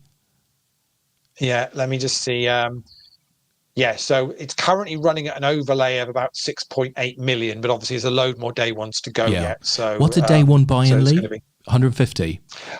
$150. Yeah. Crikey. Yeah, and it plays down to it looks like 10% of the field, or level 25. But yeah, it looks like 10% of the field, I think, roughly, by the looks of it. 13, yeah, that looks right, 1320. So yeah, 10%. It's playing down to 10% of the field. And then the day two starts on February the 26th. So you'll have plenty of other chances to have a go at this if you want to, but that's just a phenomenal tournament. And say the top 10 in this are going to get a seat. Yeah. Lee, Simon says there was a 3,000 seat guaranteed sat earlier. Can you buy into day two, like for $3,000? Is that what he's suggesting there? No. I think it will have been a 3,000 seats guaranteed into the 150. I'm going to guess.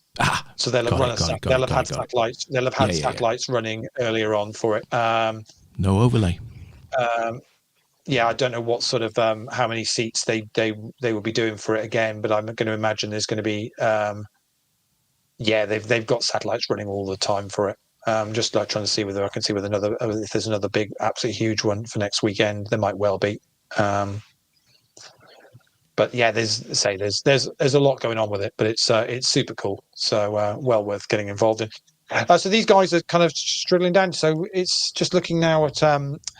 So Glenn's got 5 bigs there. Simon's got 3.9. Triplin's looking comfortable with 17 bigs. Puts him 5th at the moment of the 21 players remaining.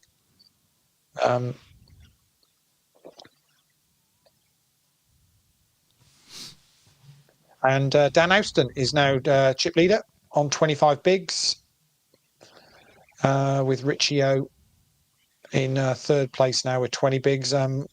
Falcone Hosts is second in chips. Slabs is still up there as well. And Simon and Adam still hanging on. Simon's got 6 bigs. Adam's now got 10, is in this hand actually with Montalbano. Dean Pearson is all in against Simon Gordon. Let's head over to the other table quickly as players are going to be on a break now. So this is going to be the last hand for it's 2 pair for Dean. Now aces and 3. It's going to need to be a 9 for Simon. Potential colours, right? No joy. But not the number on the card, unfortunately. So we're going to lose Simon Gordon in 21st place as players Dean. are going to go on a break. So there you'll see on the screen now the kind of top 9 remaining as we're down to 20 players. So yeah, this will I think this will play down fairly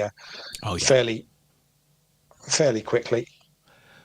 Yes. Yeah, there's a few people with some big cashes. There's a Confused Otter and Zilinqua both. Not Zilinqua.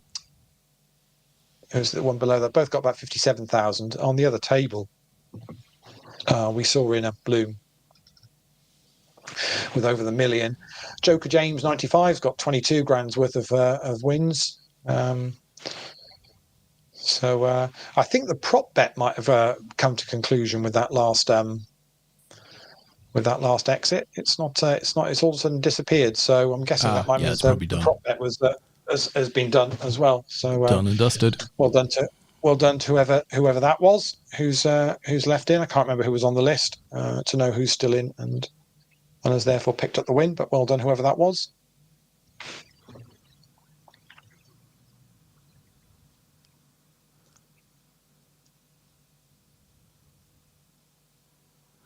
Well, Leigh, if players are coming to play with APAT for the first time in 2024, let me just run a little video to show you just how normal we all are.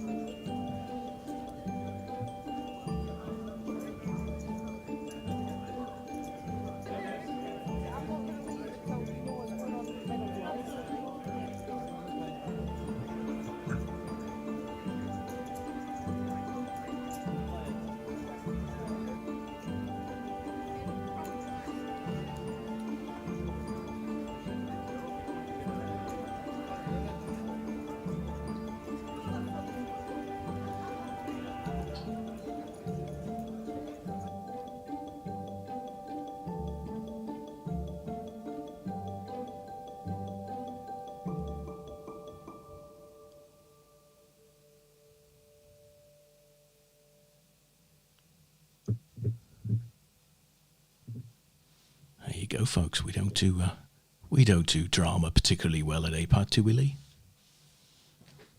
No, definitely not. No, that's nice and calm. So I'm just looking to get confirmed, but I think so. Friend of the show, Tom Bacon, was playing up at Dusk Till Dawn this weekend in the DTD series. He made the day 2. Bubble did, I think, Leigh, the final. And, yeah, well, that's what looks like. Yeah, he's just messaged us to say he bubbled the final table, but he was fairly short stack going into the day 2, so he's done pretty well. They weren't in the money yet. He said he reckoned there was about half a field to lose. Yeah, it would be. Wow. So it was the 100k guaranteed. So I'd imagine if he has finished 10th, and just missed out on the final table, or 9th or 10th, depending on how many they were doing, that'll still be a reasonably nice payday for him. I'm going to assume. Yeah. So very well done to you, Tom. Very well done. I'm assuming it made the guarantee, so it would have been 100k prize pool. So I would imagine that's a reasonably. It's very difficult to find out any too much information. That's strange. It's normally they're pretty good at that. Our friends at Dusk Till Dawn. No, not necessarily for updates. For just a normal tournament, they don't really kind of put payouts and things on it. or anything like that. Oh, the So payouts, right. yeah, so it's difficult to say. It's difficult to know. Leigh, we've just gone to the live stream from Tom Brady's van webcam there, and you can see people are lined up outside of Dustil Dawn, just awaiting the opening of the WCOAP in August. Excellent. They've That's all live. formed That's an right orderly now, queue. Leigh. Is that Sinclair? I can see at the front of That that is queue? Sinclair. He's just trying to hold some of those boys Hold them from back. Hold them Coldstream back. Yeah. It's too keen. They're too keenly. Is a nice King 5, Yeah, the type of hand I can work with, Leigh. I can work with a King 5. It's my type of hand. It's loosely connected. Loosely.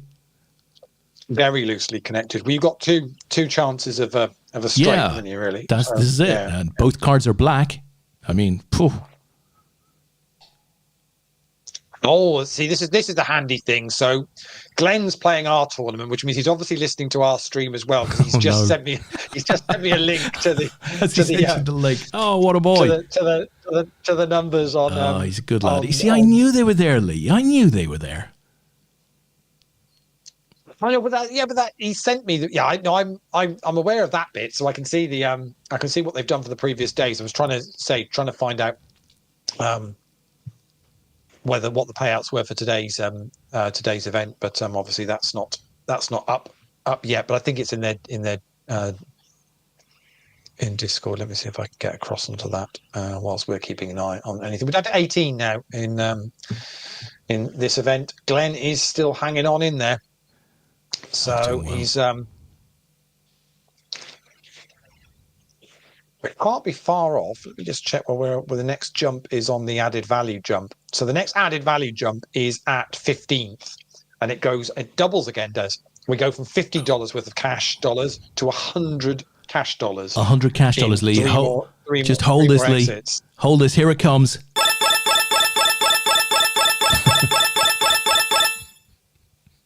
Are they cash dollars? Yeah, they are cash dollars. They are chips. They go they're straight virtual chips, Leigh. You're straight into your account. You'll be able to use those. Excellent stuff. That's what I like to see. I can sell you some of those, Leigh, for 50% of the price, 50% of the value, Leigh. I can sell them to you. 50% chance you'll be able to use them. Doesn't sound like he's a taker at those odds, folks. No, definitely not. Definitely not touching that. I'm just getting up. I'm now getting updates from Glenn about the DTD series. So it's 17K up top plus. So they've also got a £5,000 seat as well included in there as well for the DTD Championship at the end of the year. Yeah. So look at that, 5,300 seat. Look at that. Yeah. So it's 17K up top, and they've got 8 left, and they've just hit the final table. So Tom's just missed out on that. So just trying to work out what Tom will have got paid. I say he'll have done. I like to think he'll have done pretty reasonable out of that. That's for sure. And a cracking tournament. And as I say, I did talk about it.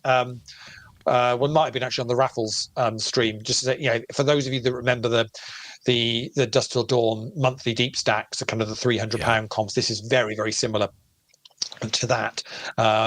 Just to say with a guarantee. And I would hope they're going to be running these. I mean, Glenn might be able to confirm whether they're going to be running these every month, but I would hope this will become a staple of the schedule at Dusk Till Dawn on a monthly basis, because if it wasn't for the fact that actually we've got London next week and I've got a lot on, I think I'd have been up there playing this this weekend myself.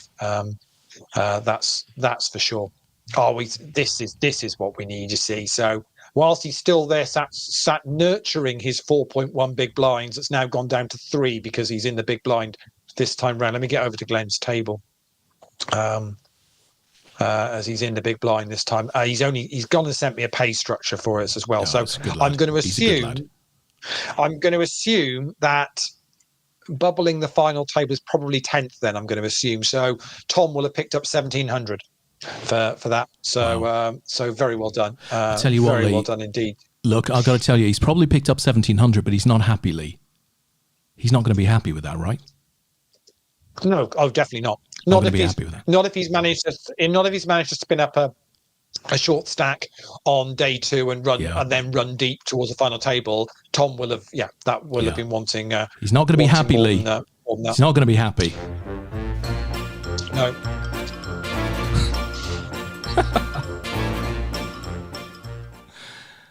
Oh, No. it just lives on and on and on. And I know what everyone's saying, because Simon will say it. He might have won 1,700, but how much has he lost? I mean, that's going to be the question. How much is that 1,700 cost him? Yeah, it's but no, very well done to you, Tom. Tom's a very, very good player. Yeah, and, good player. He's a good player. I seriously, he is going to get a super big score one of these days. It's kind of inevitable. It's going to happen. It really is. It will happen. Trust me. Glenn's all in with the ace-9 against the ace-7 and queen deuce, and somehow the ace-9 survives. It's got incredible there for him. Yeah, that's what happens. See, when you interact with the stream and you provide information and answer questions for us, you start winning at poker. That's what happens. It's as simple as that. Oh dear God, he's trusted you, Lee. He's heard you and he's thought, okay, is that the way it works? He's gone all in again. My now he's God. foot to the Got it foot through. to the floor, Glenn. Foot to the floor. Honestly, pretend you've got a 1975 gig to get to. Yeah, no nonsense. Yeah. I dread to think how many times Glenn's actually seen them live. It'll be too many, that's for sure. But whether he must be in the super fan bracket, I think. Oh, hello. We're racing for our lives. Yeah, 6s against ace 10. Look at that. 6 and a 6 only. Can't be a can't be a heart anyway. Yeah. Whoa. So Glenn's also just confirmed that the series is going to happen every other month. Okay, with the winner also getting with a winner also getting the championship seat as well. I mean, that DTD championship seat at the end of the year, 5,300. So $5,000. Yeah, is going to be a tasty comp as well. You bet it will. What an experience that'll be to get to play in that. That will be super, super cool. Have you had a chance to pick up on? Have you had a chance to watch any of their Friday night poker streams? Not the cash games. Not a lot yet. I love the idea of Friday night poker. I think it's a good time to do it. I think I love the slightly newer version of the curved screen. I think that's nice. I think the room needs a bit more work personally, but I think it has high potential. We'll put it that way. I think it has high potential, but I think like everything else, it'll take a little while to establish.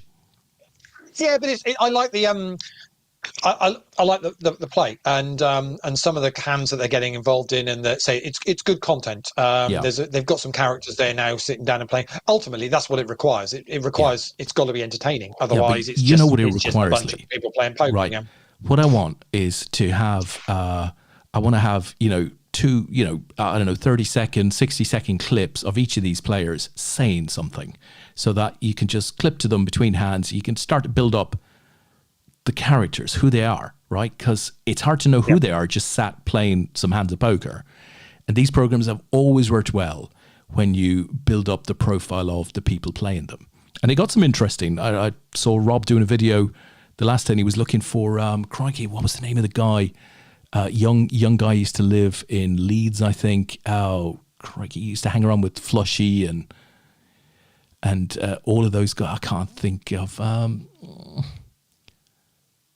Anyhow, I think they were waiting for him to sit down with the last episode. I just can't think of his name now. But if you got a few characters that people know, and do a couple of 30-second videos with them, just silly little things to build up their, do I like this guy or do I not like this guy? That just helps to retain your viewers. Yeah. We have an added value ladder because we're down to 15 players now, which means you are not just getting 50 cash dollars now, you are now getting 100 cash dollars if you are still playing in this tournament. But that's not the end of that, because if you're still left with 10 to go, then we change that $100 to a $150 GG Masters overlay edition seat. So that's the final step to go. But all these guys now are, with 15 left, have locked up $13.50. So it's going to start going up on that final table because there's $186 up top for the winner of this.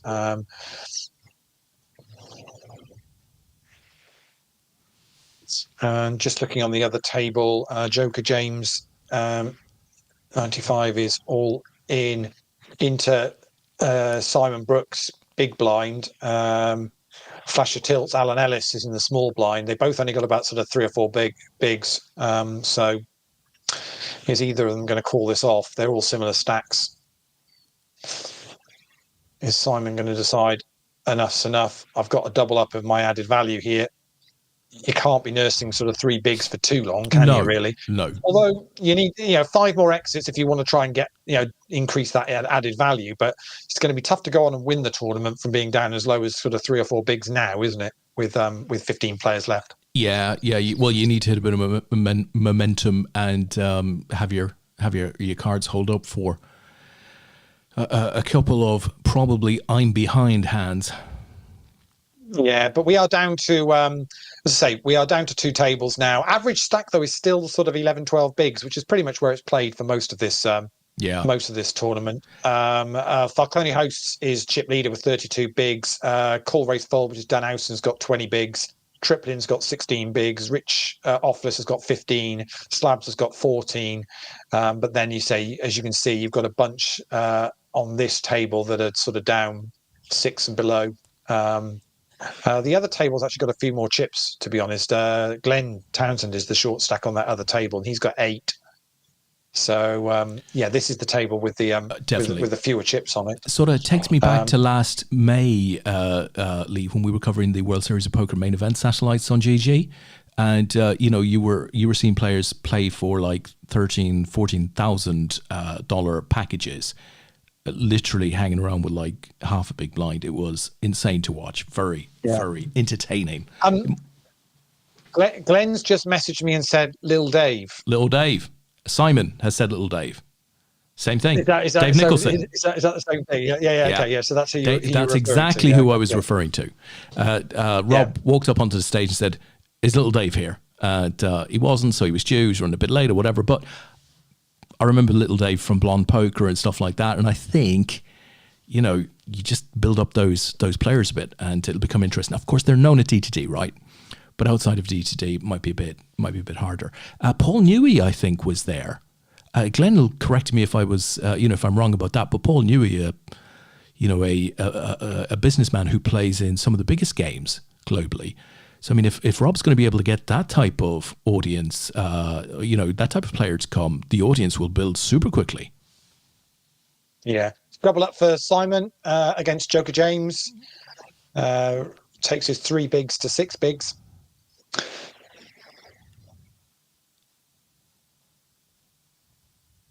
Yeah, so just Tom's just chatting in the show chat that we have. There's a number of the guests that are on normally on a regular basis, just saying, he ground his short stack from about 30 left, so did some nice laddering. So play. Very well Fair done, play. Tom. Yeah, there's a skill in that, very impressive as well, of course. Yeah, absolutely. That's interesting to know. Again, for those of you that are playing that kind of event, just to be aware, they ran a turbo this morning that started at 10 o'clock. And then I think the day 2 started at around 2 or 3 o'clock, I want to say, this afternoon. So they've hit the final table sort of around 10:30, 11 o'clock at night. Gives you a rough idea of, it's always important to know when you go in to play an event, what sort of time, if you're going to run deep in it, it's likely to finish on a Sunday. So, and there's some good side events on there as well. I think it was a bounty comp and a couple of other bits going on as well today. So Adam's all in with the jacks against Dan's 10s, and Dan's hit a 10 on the flop. Yowzers. It's going to need to be a jack for Adam, otherwise we're going to lose Adam in 15th place, and Dan is probably going to go into the chip lead with this. I'm going to guess it'll be enough. Yeah, it will just be enough to put him in the chip lead, and it's going to be. And so we're going to lose Adam in 15th place. Very well done, though, to you, Adam. Hopefully you'll put your $100 worth of cash dollars to good use. Congratulations for that. And we're down to 14 now. Yeah. So down to 14, which means nearly nearly up to another little pay jump. Slabs is all in with King Queen against Falcani. Hostess chip leader's got 9-8. Needs to be a king or a queen. And it's a queen on the river for Slabs. Wow. Take queen that. on the river for Slabs. And take that and party, Des, I think. Take that and party. Is the phrase. Absolutely. Top of the screen there, Leigh, just above your head. Friday Night Poker, there sir. You go. So I've not brought in any audio onto this, and obviously we don't have permission to show it, but I'm sure Glenn will be fine. But great set, right? Love the logo.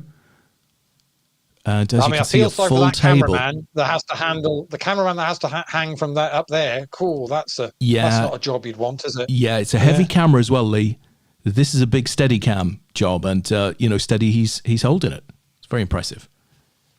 And you've got a live view of a Guinness there, I think, from the top down, go straight in through the froth. Was Rob always in seat 1? Oh, yeah. Look at all of those plates, Leigh. The plaques, they call them plaques, right?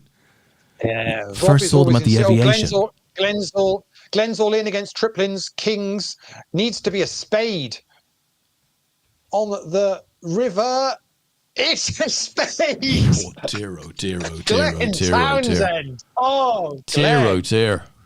Oh, runner, spades. Gets Glenn out of jail. Wow. Jack 9 against the Kings of Triplin. And Glenn back up to 9 bigs now. 14 players remaining. That's the way to do it. That is the way to do it. Wow, what to say.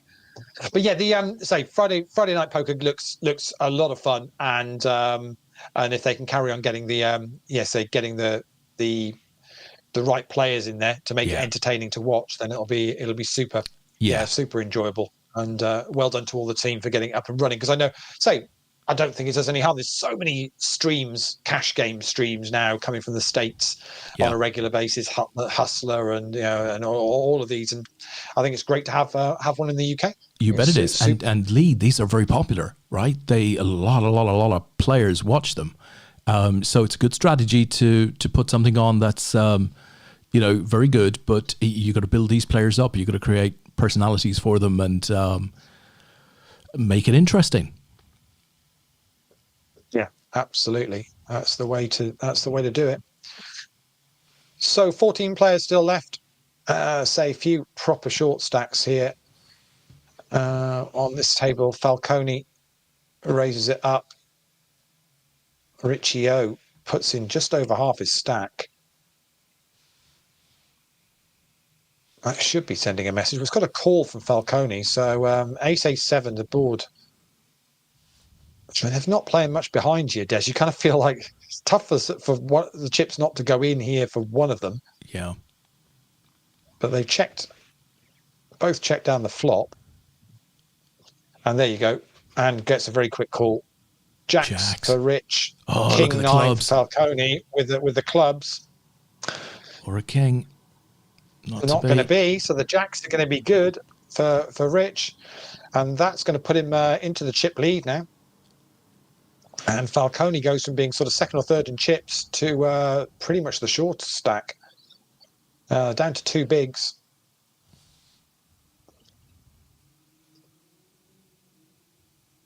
It is interesting. I mean, although this is it's 5 minutes structure on this, so it's it's quite a quick tour, but there's still a lot of strategy and patience you've got to have. I'm watching some players here that are just nursing absolute short stacks and just prepared to just sit tight and let others bust around them, and it's laddering them up quite nicely. And with the added value, it's you don't want to do anything too crazy. So although it appears like it's going to be it'll be a turbo kind of crapshoot and all that kind of stuff that gets thrown about these tournaments, we've still had a good 3+ hours play on this.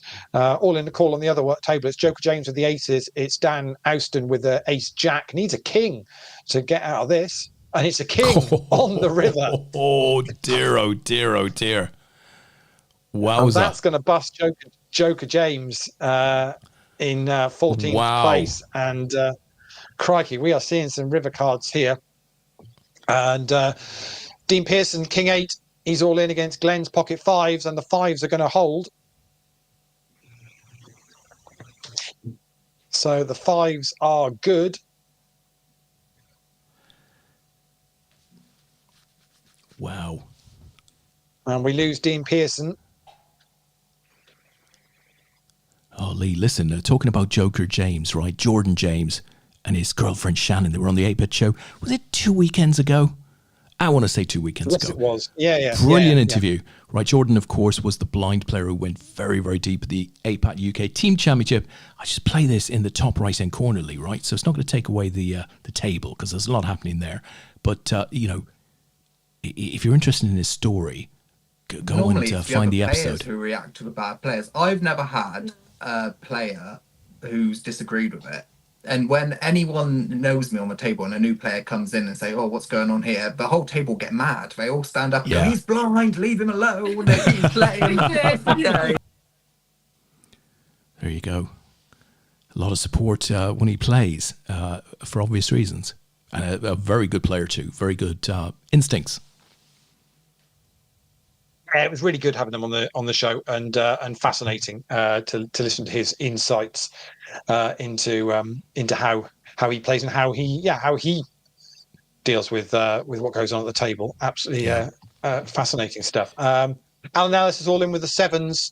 Inner Bloom's got Queen Jack, and 7s are going to be good. But Alan had Wow. this is Alan's like a in trouble half a here, big- Leigh. It's like he's not got a lot left really here. We've got 12 players remaining, so we've got a bit of a pay jump now. The guys are up to $15 here, and we're 2 away from securing our top added value prize of the night. Yeah. And looking at some of these stacks here, Alan is ace queen against 9-8. Up and down dear. straight draw for Dan as Oh, well. dear. Well, there's the 8 as well. Needs to be an ace or a queen for Alan to get out of this. And it's not going to be. No, Wow. that's not going to be any good for him. So we're going to lose Alan in 12th place, but he still Good picks game, up $15 plus $100 worth of cash dollars as well. So we're down to 11. So we are now effectively on the final added value bubble of the night. The guys are all got 100 cash dollars locked up, but one more exit and the remaining 10 will all have that 100 cash dollars turned into a $150 GG Masters overlay edition seat. As well. So we've got an all-in on the other table. It's Falcone hosts. Actually, I've got an all-in on this one as well. So it's going to happen at the same time, which means it could just be unfortunate who busts here. This one's playing out first. Then that one's playing out as well. So Simon's going to lose that one. But I think Falcone just bust on the other table because that one was slow rolled. Wow. Crikey. So I'm pretty sure. Let me see where they finished. They finished on that. Yeah, Falcone hosts has finished in 11th place, so picks up $100 of cash. And Simon got away with it in the end because he actually didn't bust in that hand. So we've got our 10. So congratulations to the 10 players remaining.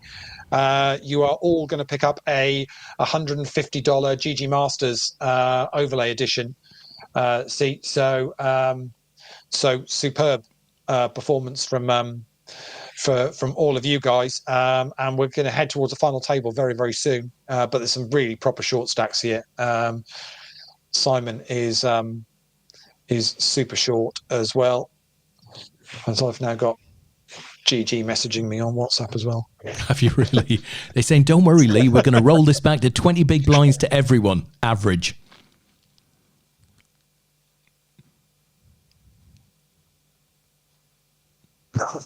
No, so we're all good.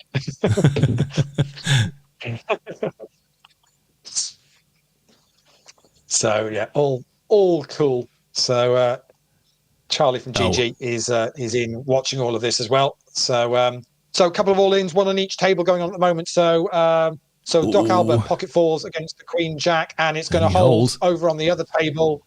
Triplins ace 10 against Slabs' 7s, and the ace 10 is going to be good. 10 on the flop, which is a double up for Tristan, but that is going to be our final table, I think, because we had one of the other busts up there. So bear with me whilst I get that final table up and running, Des. Bear with me a Lee, second. we should dial Charlie in. It'd be amazing to shoot the breeze with him for the last 10 or 15 or 20 minutes of this tourney. Let's have a look. So we've got a final table, which doesn't look like it's gone to any of the crazy stuff that we normally see. So I think we're just straight in and playing, which is good, which is perfect for us, which is what we want. So a nice mix of stacks there, Lee. I say that I'm not sure. Yeah, I'm not sure whether Charlie's. He might not be on our stream. He might be just following it there. But I think he. Of course, he's on our stream, Lee.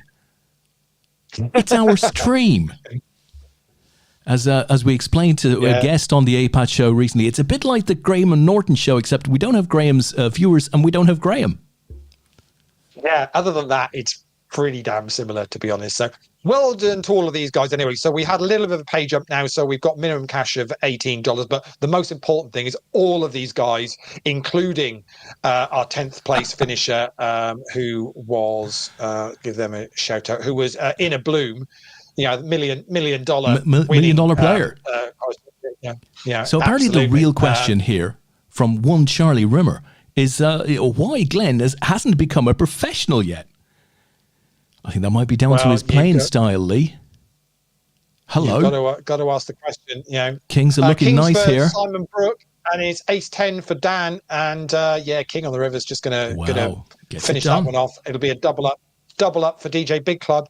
So so that's where we're at. So in a bloom, who's got $1 million worth of wins on GG, as we saw earlier on, and we chatted about it earlier on from Ireland, finished in 10th place. But all the remaining 9 players here now have all locked up a $150 GG Masters Overlay Edition. Fantastic. See, as we were chatting earlier on about it, the first day ones have started running tonight on those. The European one has finished now at 1,321 runners.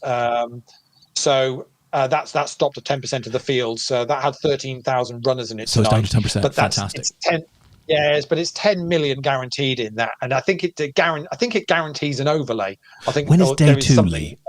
When is day 2? The 26th. Okay. I think I said it was. All I right. think So it's we've got a bit to go yet. It'd be interesting to see where we are you'll be able in to this use next. the tickets. Go on. I was going to say it'd be interesting to see where we are next Sunday night, because of course we're going to be in London. Difficult to follow from London, right? But I thought otherwise we might maybe have just tuned in, no matter who is still left. Yeah, well, we'll certainly be able to keep an eye on it. I'm just looking to see when the next European. Well, there's a day 1B, which I think might be for everybody, which is 5 o'clock on the 24th. So that's going to be next Saturday. And then there's a day 1C at 5 o'clock on next Sunday. So Saturday and Sunday next week is day 1Bs and day 1Cs that are more suited for European times. But I think you can play. I think you can play any of them. It's just they call them Asia, America, and Europe. It's just because they're more suited start times. That's all. We used to do that sort of stuff, didn't we? Yeah. Chris Bean, I don't know if you noticed it, Lee, but rather uncharitably, he piped in on the old Graham Norton discussion with which button can we press to make Des's chair tip back. It's not very nice. Poker News his own, Chris Bean. I had to let Chris down. So Chris messaged me earlier on in the week. So for those of you that may know, I'm not sure if I talked about this on the show, but we some of us had applied to be on Only Connect. Yes. And Chris had also applied as well with his team of guys. Now they play an online league on a weekly basis of Only Connect. And so they do pretty good. He's got a couple of rather clever guys in his team. Slabs has got King Jack here up against Ace 5 of Rich Offless, which is gonna be good. And we're gonna lose Slabs in that was good second game, versus third. Good game. Chips wise. So that's a very good situation for Rich there. So yes, they played, but they were short of a player this week, and he messaged me to say could I step in and play one night this week? But I had meetings and I couldn't get out of it, unfortunately. And he said, well, it's not such a bad idea. He said, we're up against a team that have got the Vixen from the Chase, and a guy that won $500,000 on Who Wants to Be a Millionaire. And I went, oh, maybe I'm not so worried that I was unavailable then, to be honest. I don't know. You never see a non-league player, Lee, not wanting to play in the third round of the Cup, do you? Yeah, another all in and a call here. It's not for a huge stack, but the club on the river is going to be Monk Talbano is going to get a double up through Rich. So as soon as he picked up some chips, he's given a few of them away. Money does now grow a little bit here. Yeah. Des, we're on this final table, so we're down to 8 now. So the money's jumped up to $24 now. There is $186 up top for the winner here, as well as the added value that's already been given out. And let's be clear. The top 45 here are all sharing in $3,000 worth of added value. It's insane. Courtesy of GG. So absolutely superb. And thank you to the guys there. On this table, right? On this table, you have 2 former APAT world champions, right? Cole Razorfold, Dan Austin. You got Triplin, right? Yeah. Tristan Chaplin. Yeah. Both WCOAP main event winners. You've got Rich Offless, who we know won the English Amateur Championship in 2007. 2007. Yeah. We've got Simon Brooke, who has just won numerous medals. Yeah. Just Popeye all in here with Ace Queen. Needs to hit. Oh, it's looking possible. Oh, it's a 10. Unlucky, sir. See, the 10 is another. The 10 is another one where you think, is it a queen? Is it a 10? Until it flips like the 8 and the 3, but it's not as bad as the 8 and the 3. The 8 and the 3 is the worst. It is the worst. Yeah, on the squeeze. That's horrible. Yeah, it really is. But we have a bit of a royal field here. Who's Doc Albert, Lee? Do we know? Doc Albert. Let me have a look. And a Monk Tabano, which is a name I'm not. Yes, we've spoken about Doc Albert. Doc Albert is Kevin Brzozowski. Oh, there you go. Yeah, we did talk about Kevin. Yeah. Yeah. Glenn is in. Glenn all in with the ace 8 against Simon's ace 3, and it's going to be a split. Chop it up. Yeah, choppity chop. So on we go. So Chris Beans in the chat saying they had a respectable 28-21 defeat. Bad. Well, that bad. Sounds not too bad actually. All in all, that could have been a lot worse. To be honest, unfortunately, so both of us had teams apply for the next series of Only Connect, but both have not made it even to interview stage this year. I would imagine it's super popular and gets a ridiculous number of applications anyway, and probably there's much better teams than certainly the one that don't be humble. I was don't be too humble, Lee. What's happening here? So Doc Albert is all in with the ace queen, which is going to be in a good spot against the ace 8 of Dan. Yeah, unlucky Dan. And it's going to be a double up for Kevin. So Lee, on we go. We haven't discussed the World Series of Poker. Of course, the date's announced during the week. Yeah, just very cool. And actually, with Chris Bean in the chat there, that's exactly kind of triggered that conversation. It did exactly that. So, one of the stories of the you might want to call this one, Lee. It's a big one. Well, it's pocket sevens against Jack. Queen Jack, and it's the sevens that are at risk of Dan, and it's a first versus second, so it's choppity chop it's straight on the board. A chop because of the straight on the board. Wow. To say 2 chip leaders, but they're only playing. Rich is playing 17 bigs. Dan's got 14. Average stack now is just under 9. So this is getting quite a case of it's going to get a bit shovey here. Let's say they've all got an equal share in the added value. So let's remember they've all locked up $150 in added value seats here, and they're pretty much playing for the prize money, which is now min cash now is $32 for 7th place. Yeah. It is a jump to $150 up if you finish first. So there's certainly money to play for here, but it's going to be a bit shovey. It's just going to be get your chips in, close your eyes, and hope for the best. I think really. To be honest, Lee, that's my game. You've just named my game there. Yeah. So the story then. What did you pick up on? I mean, obviously, we look at the schedule and we think, right, where can you get a nice run of maybe low buy-in events, that you could maybe, stretch out for a week or whatever. And there it's at. Poker News Deep Stack event, $600 buy-in. It's a great price point. It should get a lot of players involved. Some great branding for Poker News at the World Series of Poker. I did send Dan Williams a message. I said, how the hell did you guys pull this off? Who are you sleeping with to be able to get your brand in the World Series of Poker schedule like that? So he didn't betray any secrets. But, by all accounts, it took a bit of doing. But I think that'll be a popular event, Leigh. But actually, there are lots of events in there that look just tasty. Well, so my takeaway from that wasn't the fact that Poker News are in there. It's a bit more than that, because I don't know whether you looked into the actual detail of what they're running there or not. I don't know how much you looked into that. I'm not a detail man. I expect them to be running like live updates. That's what I expect them to be running, not tournaments. So they've got So they've got a tournament. So they've got this $600 poker, but that's all tied into the daily deep stacks that have always run at the series. Yeah. Okay, so there's 3 a day. We got Glenn all in with the 3s against Rich's 8s. It's going to need to be a 3 for Glenn, or he's not going to be going pro at this rate if he can't make 3s work. Black. That's not going to work.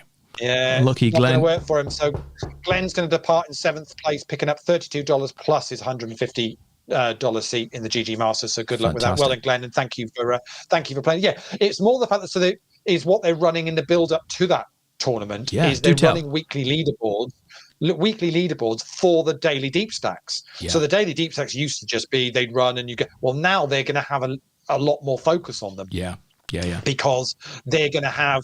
You could pretty much grind those daily deep stacks for a week to try and win into the $600 event, and obviously win as well. But not just that, and they haven't gone into detail on this yet. But as Simon's all in with a wow! Oh, look at that, you, Simon. Look at that! All the ladies, Leigh, all of them. Simon has all the ladies. Yeah, he had 2 in his hand, and another 2 decided to just pop out there as well, and quite happy. So we're down to 5. Yeah, but they just the little sentence in there, which was that that was going to run in a new area near the Horseshoe card room. So I think the realization from last summer, for anyone that was there last summer, it was just chaotic. Jammed. Pick your cue, Leigh. Pick your cue. So I think they're going to move all the daily deep stack events into a new area in Horseshoe. There is a ballroom area near the card room at the Horseshoe, the new WSOP cash area, and I wonder whether they are they're going to look to utilize some space there and basically move the daily deep stacks to a separate area away from the other events that are running each day, which would make a lot of sense because that would free them up a lot, because they were talking about another 200 tables compared to last summer. Well, there's no more space in the ballrooms they're already using to put that in, so it's going to have to go somewhere. So that would make sense. Rich has got Queen 9 here against Monktabao's Pocket 8s. It's the 8s that are at risk, but they're going to hold here. It's coming. It's Queen 9 or a 10. It's a 10 to counterfeit the 8s. Wow. And the Queen plays. Yeah, it's brutal, this game, isn't it? And we're down to 4 now. So these guys have now got locked up $77. So it's going well. And if you think back when I was saying Simon, so DJ Big Club was playing sort of 2, 3, 4 bigs, and we were saying, look at him now. And he's nursed that from what was about an $11 cash right up to now $77 plus the seat. Superb performance from Simon, looking after a short stack. I was going to say, I think he's been getting lessons from Ian Witt, because Ian did exactly the same thing at the team event recently to get Talk Club across the line. And they commented on it afterwards about, just managed to nurse a short stack and just played it perfectly well. That was a hell of a performance by Ian when he was on the show. Yeah. And Simon's done exactly the same thing in this online event. And he's all in against Dan, though. This time it's ace-9 for Dan. It's ace-jack for Simon. Simon Whoa. Oh, what a flop for Oh, Dan. yeah. Nines on the flop. Well, Simon had it with the queens previously, I guess. Magic bananas. Look at this. Yeah. And look what Triplin turns over. Oh, 9-7. my word. The case Yeah, 9. had the other 9 as well. Wow. Yeah, had the other 9 as well. Well, And these would have are... been in a really good spot until the second queen hit. But yeah, this is so what you've got here now is Dan with 14 bigs and Rich with 26, and then Triplin and Simon have got 4 bigs each. So yeah, it's all looking very much like the chips are at the top of the table here. That's true. But yeah, interesting stuff at the series. A lot of the usual suspects, event-wise, are going to be out there again. 99 events next year, but it looks like they're looking at ways to relieve some of the issues from last summer, and so should be a cracking run of events. And Triplin's all in here. He's got the clubs. He's to hit won the as well. clubs. Club. Yeah, needs a 7 or a deuce or a club. Lots of options. Oh, yeah. Great run, Triplin. No, Triplin's going to depart in 4th place, picking up $77 plus, of course, the GG Masters $150 seat. So the 3 remaining now, they're all guaranteed over $100 here. Sweet. Lee, nice. In a slightly sweaty post, Simon Lawler has said Las Vegas hotel time as he's thinking about his Annette Obrestad database of hotel reviews that he'll be able to re-access. Well, speaking of Annette, yes? Did you see the Annette story this week? No. Did you see that, yeah? No, seriously. No, you didn't? Okay. No. So Annette is taking the Scrabble world by storm. Really? Scrabble? I kid you not. There's a Scrabble world? That woman seems to turn her attention to, but yeah, that was the headline. Is she's taken up Scrabble as we lose Simon in 3rd place, picking up $103. So it's Dan Houston versus Rich Offless for the title.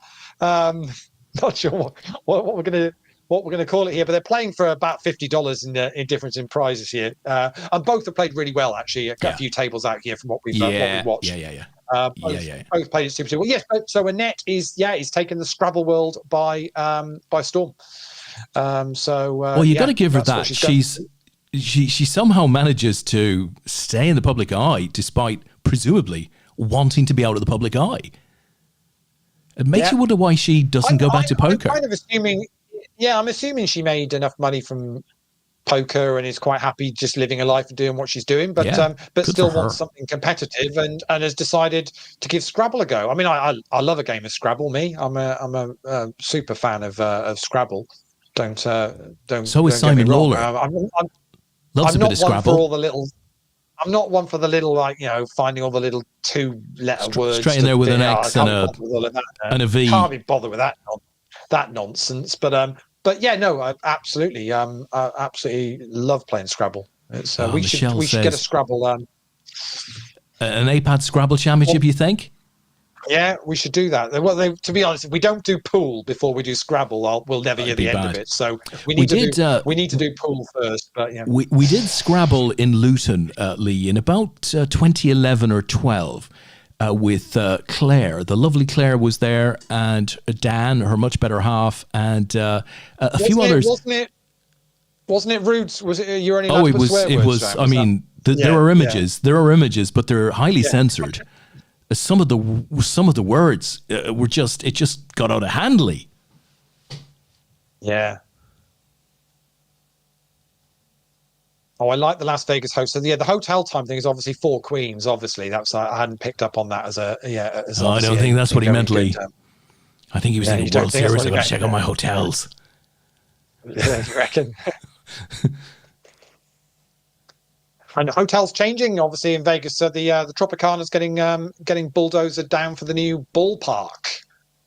Oh, it's outrageous. Club Tropicana will never be the same again. No George, no Club Tropicana either. They're all gone. But it's going to be it'll be 3 years time. I don't know whether you saw, if they did a nice little piece before the Super Bowl last weekend about how Vegas has turned itself around in a very short space of time from basically having no sports and nobody wanting to go near it, because the NFL wouldn't allow them to host the Super Bowl because they just didn't want to be associated with Vegas and Sin City, to where they are now where in 2 years' time, I think they get the baseballs in. I think it's 3 years' time for the NBA franchise to start, and then pretty much they will be one of the few cities that has the lot. Yeah, because actually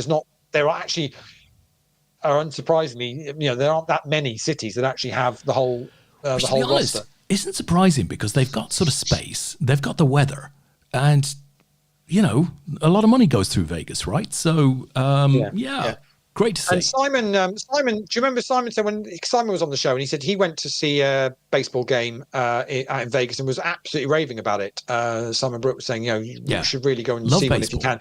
And obviously, what's going to come there is obviously the Oakland A's, isn't it? So it's going to be a pretty decent level. And you only have to see what happened with the Golden Knights. Yeah, done well. Yeah. They very quickly turned around. It's game time. Here 9-7-7-6. It's 9-7. That's at risk. Needs just avoid a 6 here. That's not a club. And does. He's safe. He doubles. Yeah. So Dan gets a double up. It wouldn't surprise me in the slightest if they had huge success. They've got back-to-back women's NBA national champs in the Aces, who are superb. Went to watch them a couple of times last summer. Absolutely brilliant. And Simon says no soccer team. And do you know what? Couldn't you just imagine? Yeah, Joey Barton with a franchise. Somebody coming in there and doing it. Yeah, has to happen. Somebody at some point will go in there and decide they'll put a franchise in there because it'll bring people to it. To be honest, they could play at the Allegiant. They don't even need to have another venue. They've already got a venue there that they could use really for it. It's an incredible stadium. Here we go again. Fours are at risk here. There's counterfeiting opportunities here, but another he four is going secures to be it. He secures another it. double up. Wow. Yeah, another double up for Dan, and they're pretty much level again. But so they don't really need to do too much. The Allegiant already as hosts. Has hosted quite some serious football matches, so I don't think it'll be an issue whatsoever.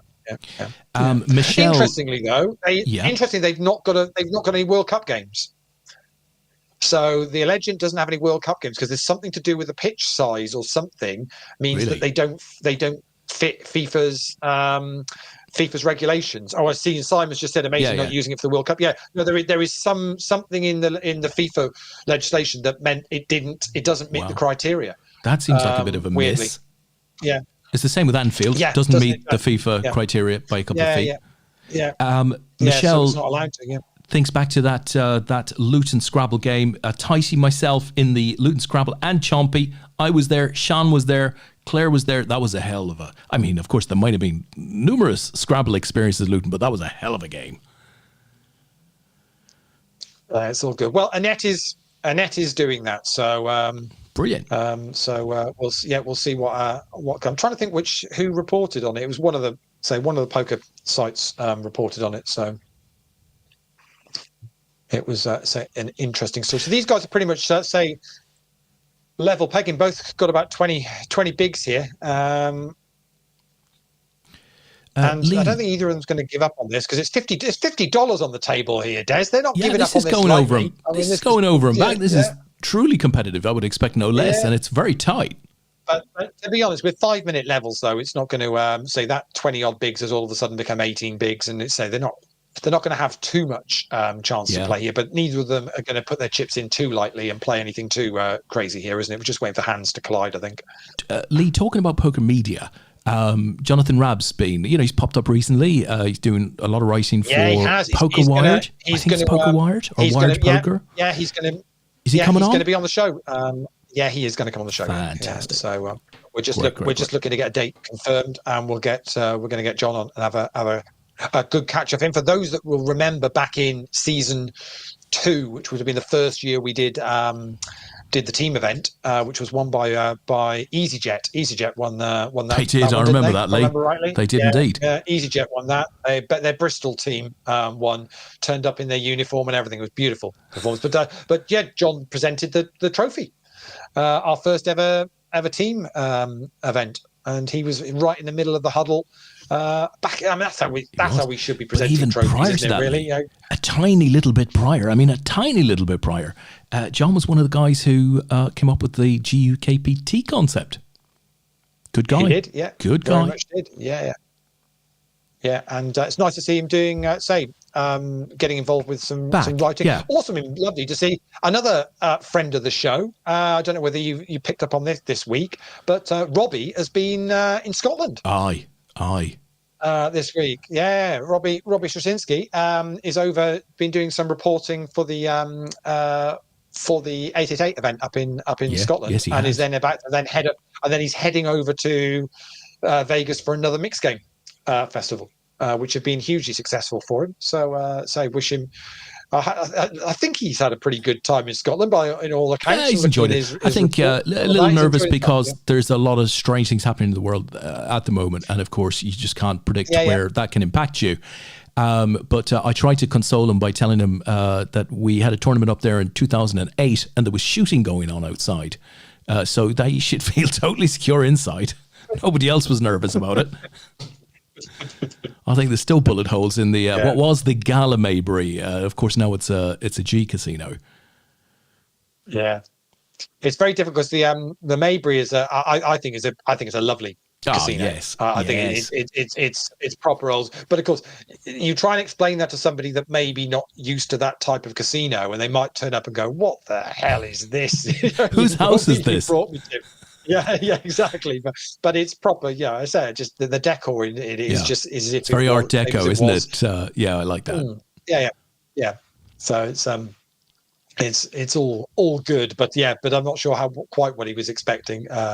Hopefully they just put him in the hotel over the road, so he wouldn't have to worry too much. But I also think he did get out and see a little bit of Edinburgh as well. Yeah. And you've got to. Edinburgh's a beautiful city. Yeah, absolutely. Yeah.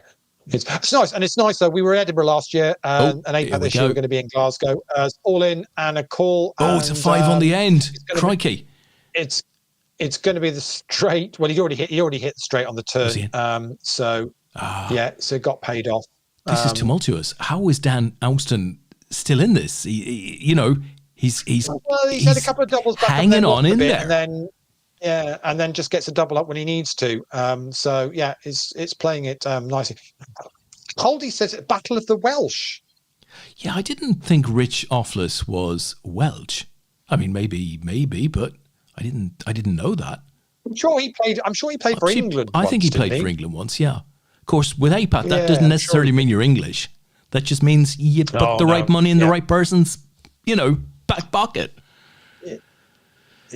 No, I thought he was. I thought he was English. Yeah.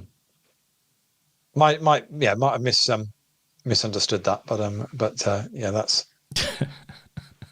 Does the other guy know he has auto show on? Is one of them continually? Oh, he's from Mold, which, to be honest, is way up there in North Wales. It's in the English part of Wales. In fairness. Which I say to Sean from time to time. She's never impressed with that. Seriously, how are the Welsh guys never thought of topping up Rich to get him in the team? Yeah. I agree. Yeah, crikey. But maybe, though, when you've been world champions as often as they have, they just don't need other players. I'm not sure whether he's got auto show on or whether he's just making the point that when he's raising, I've got something. Yeah. I don't. These guys must have played against each other back in the day for APAT. That's I would have thought. That's for sure. Go.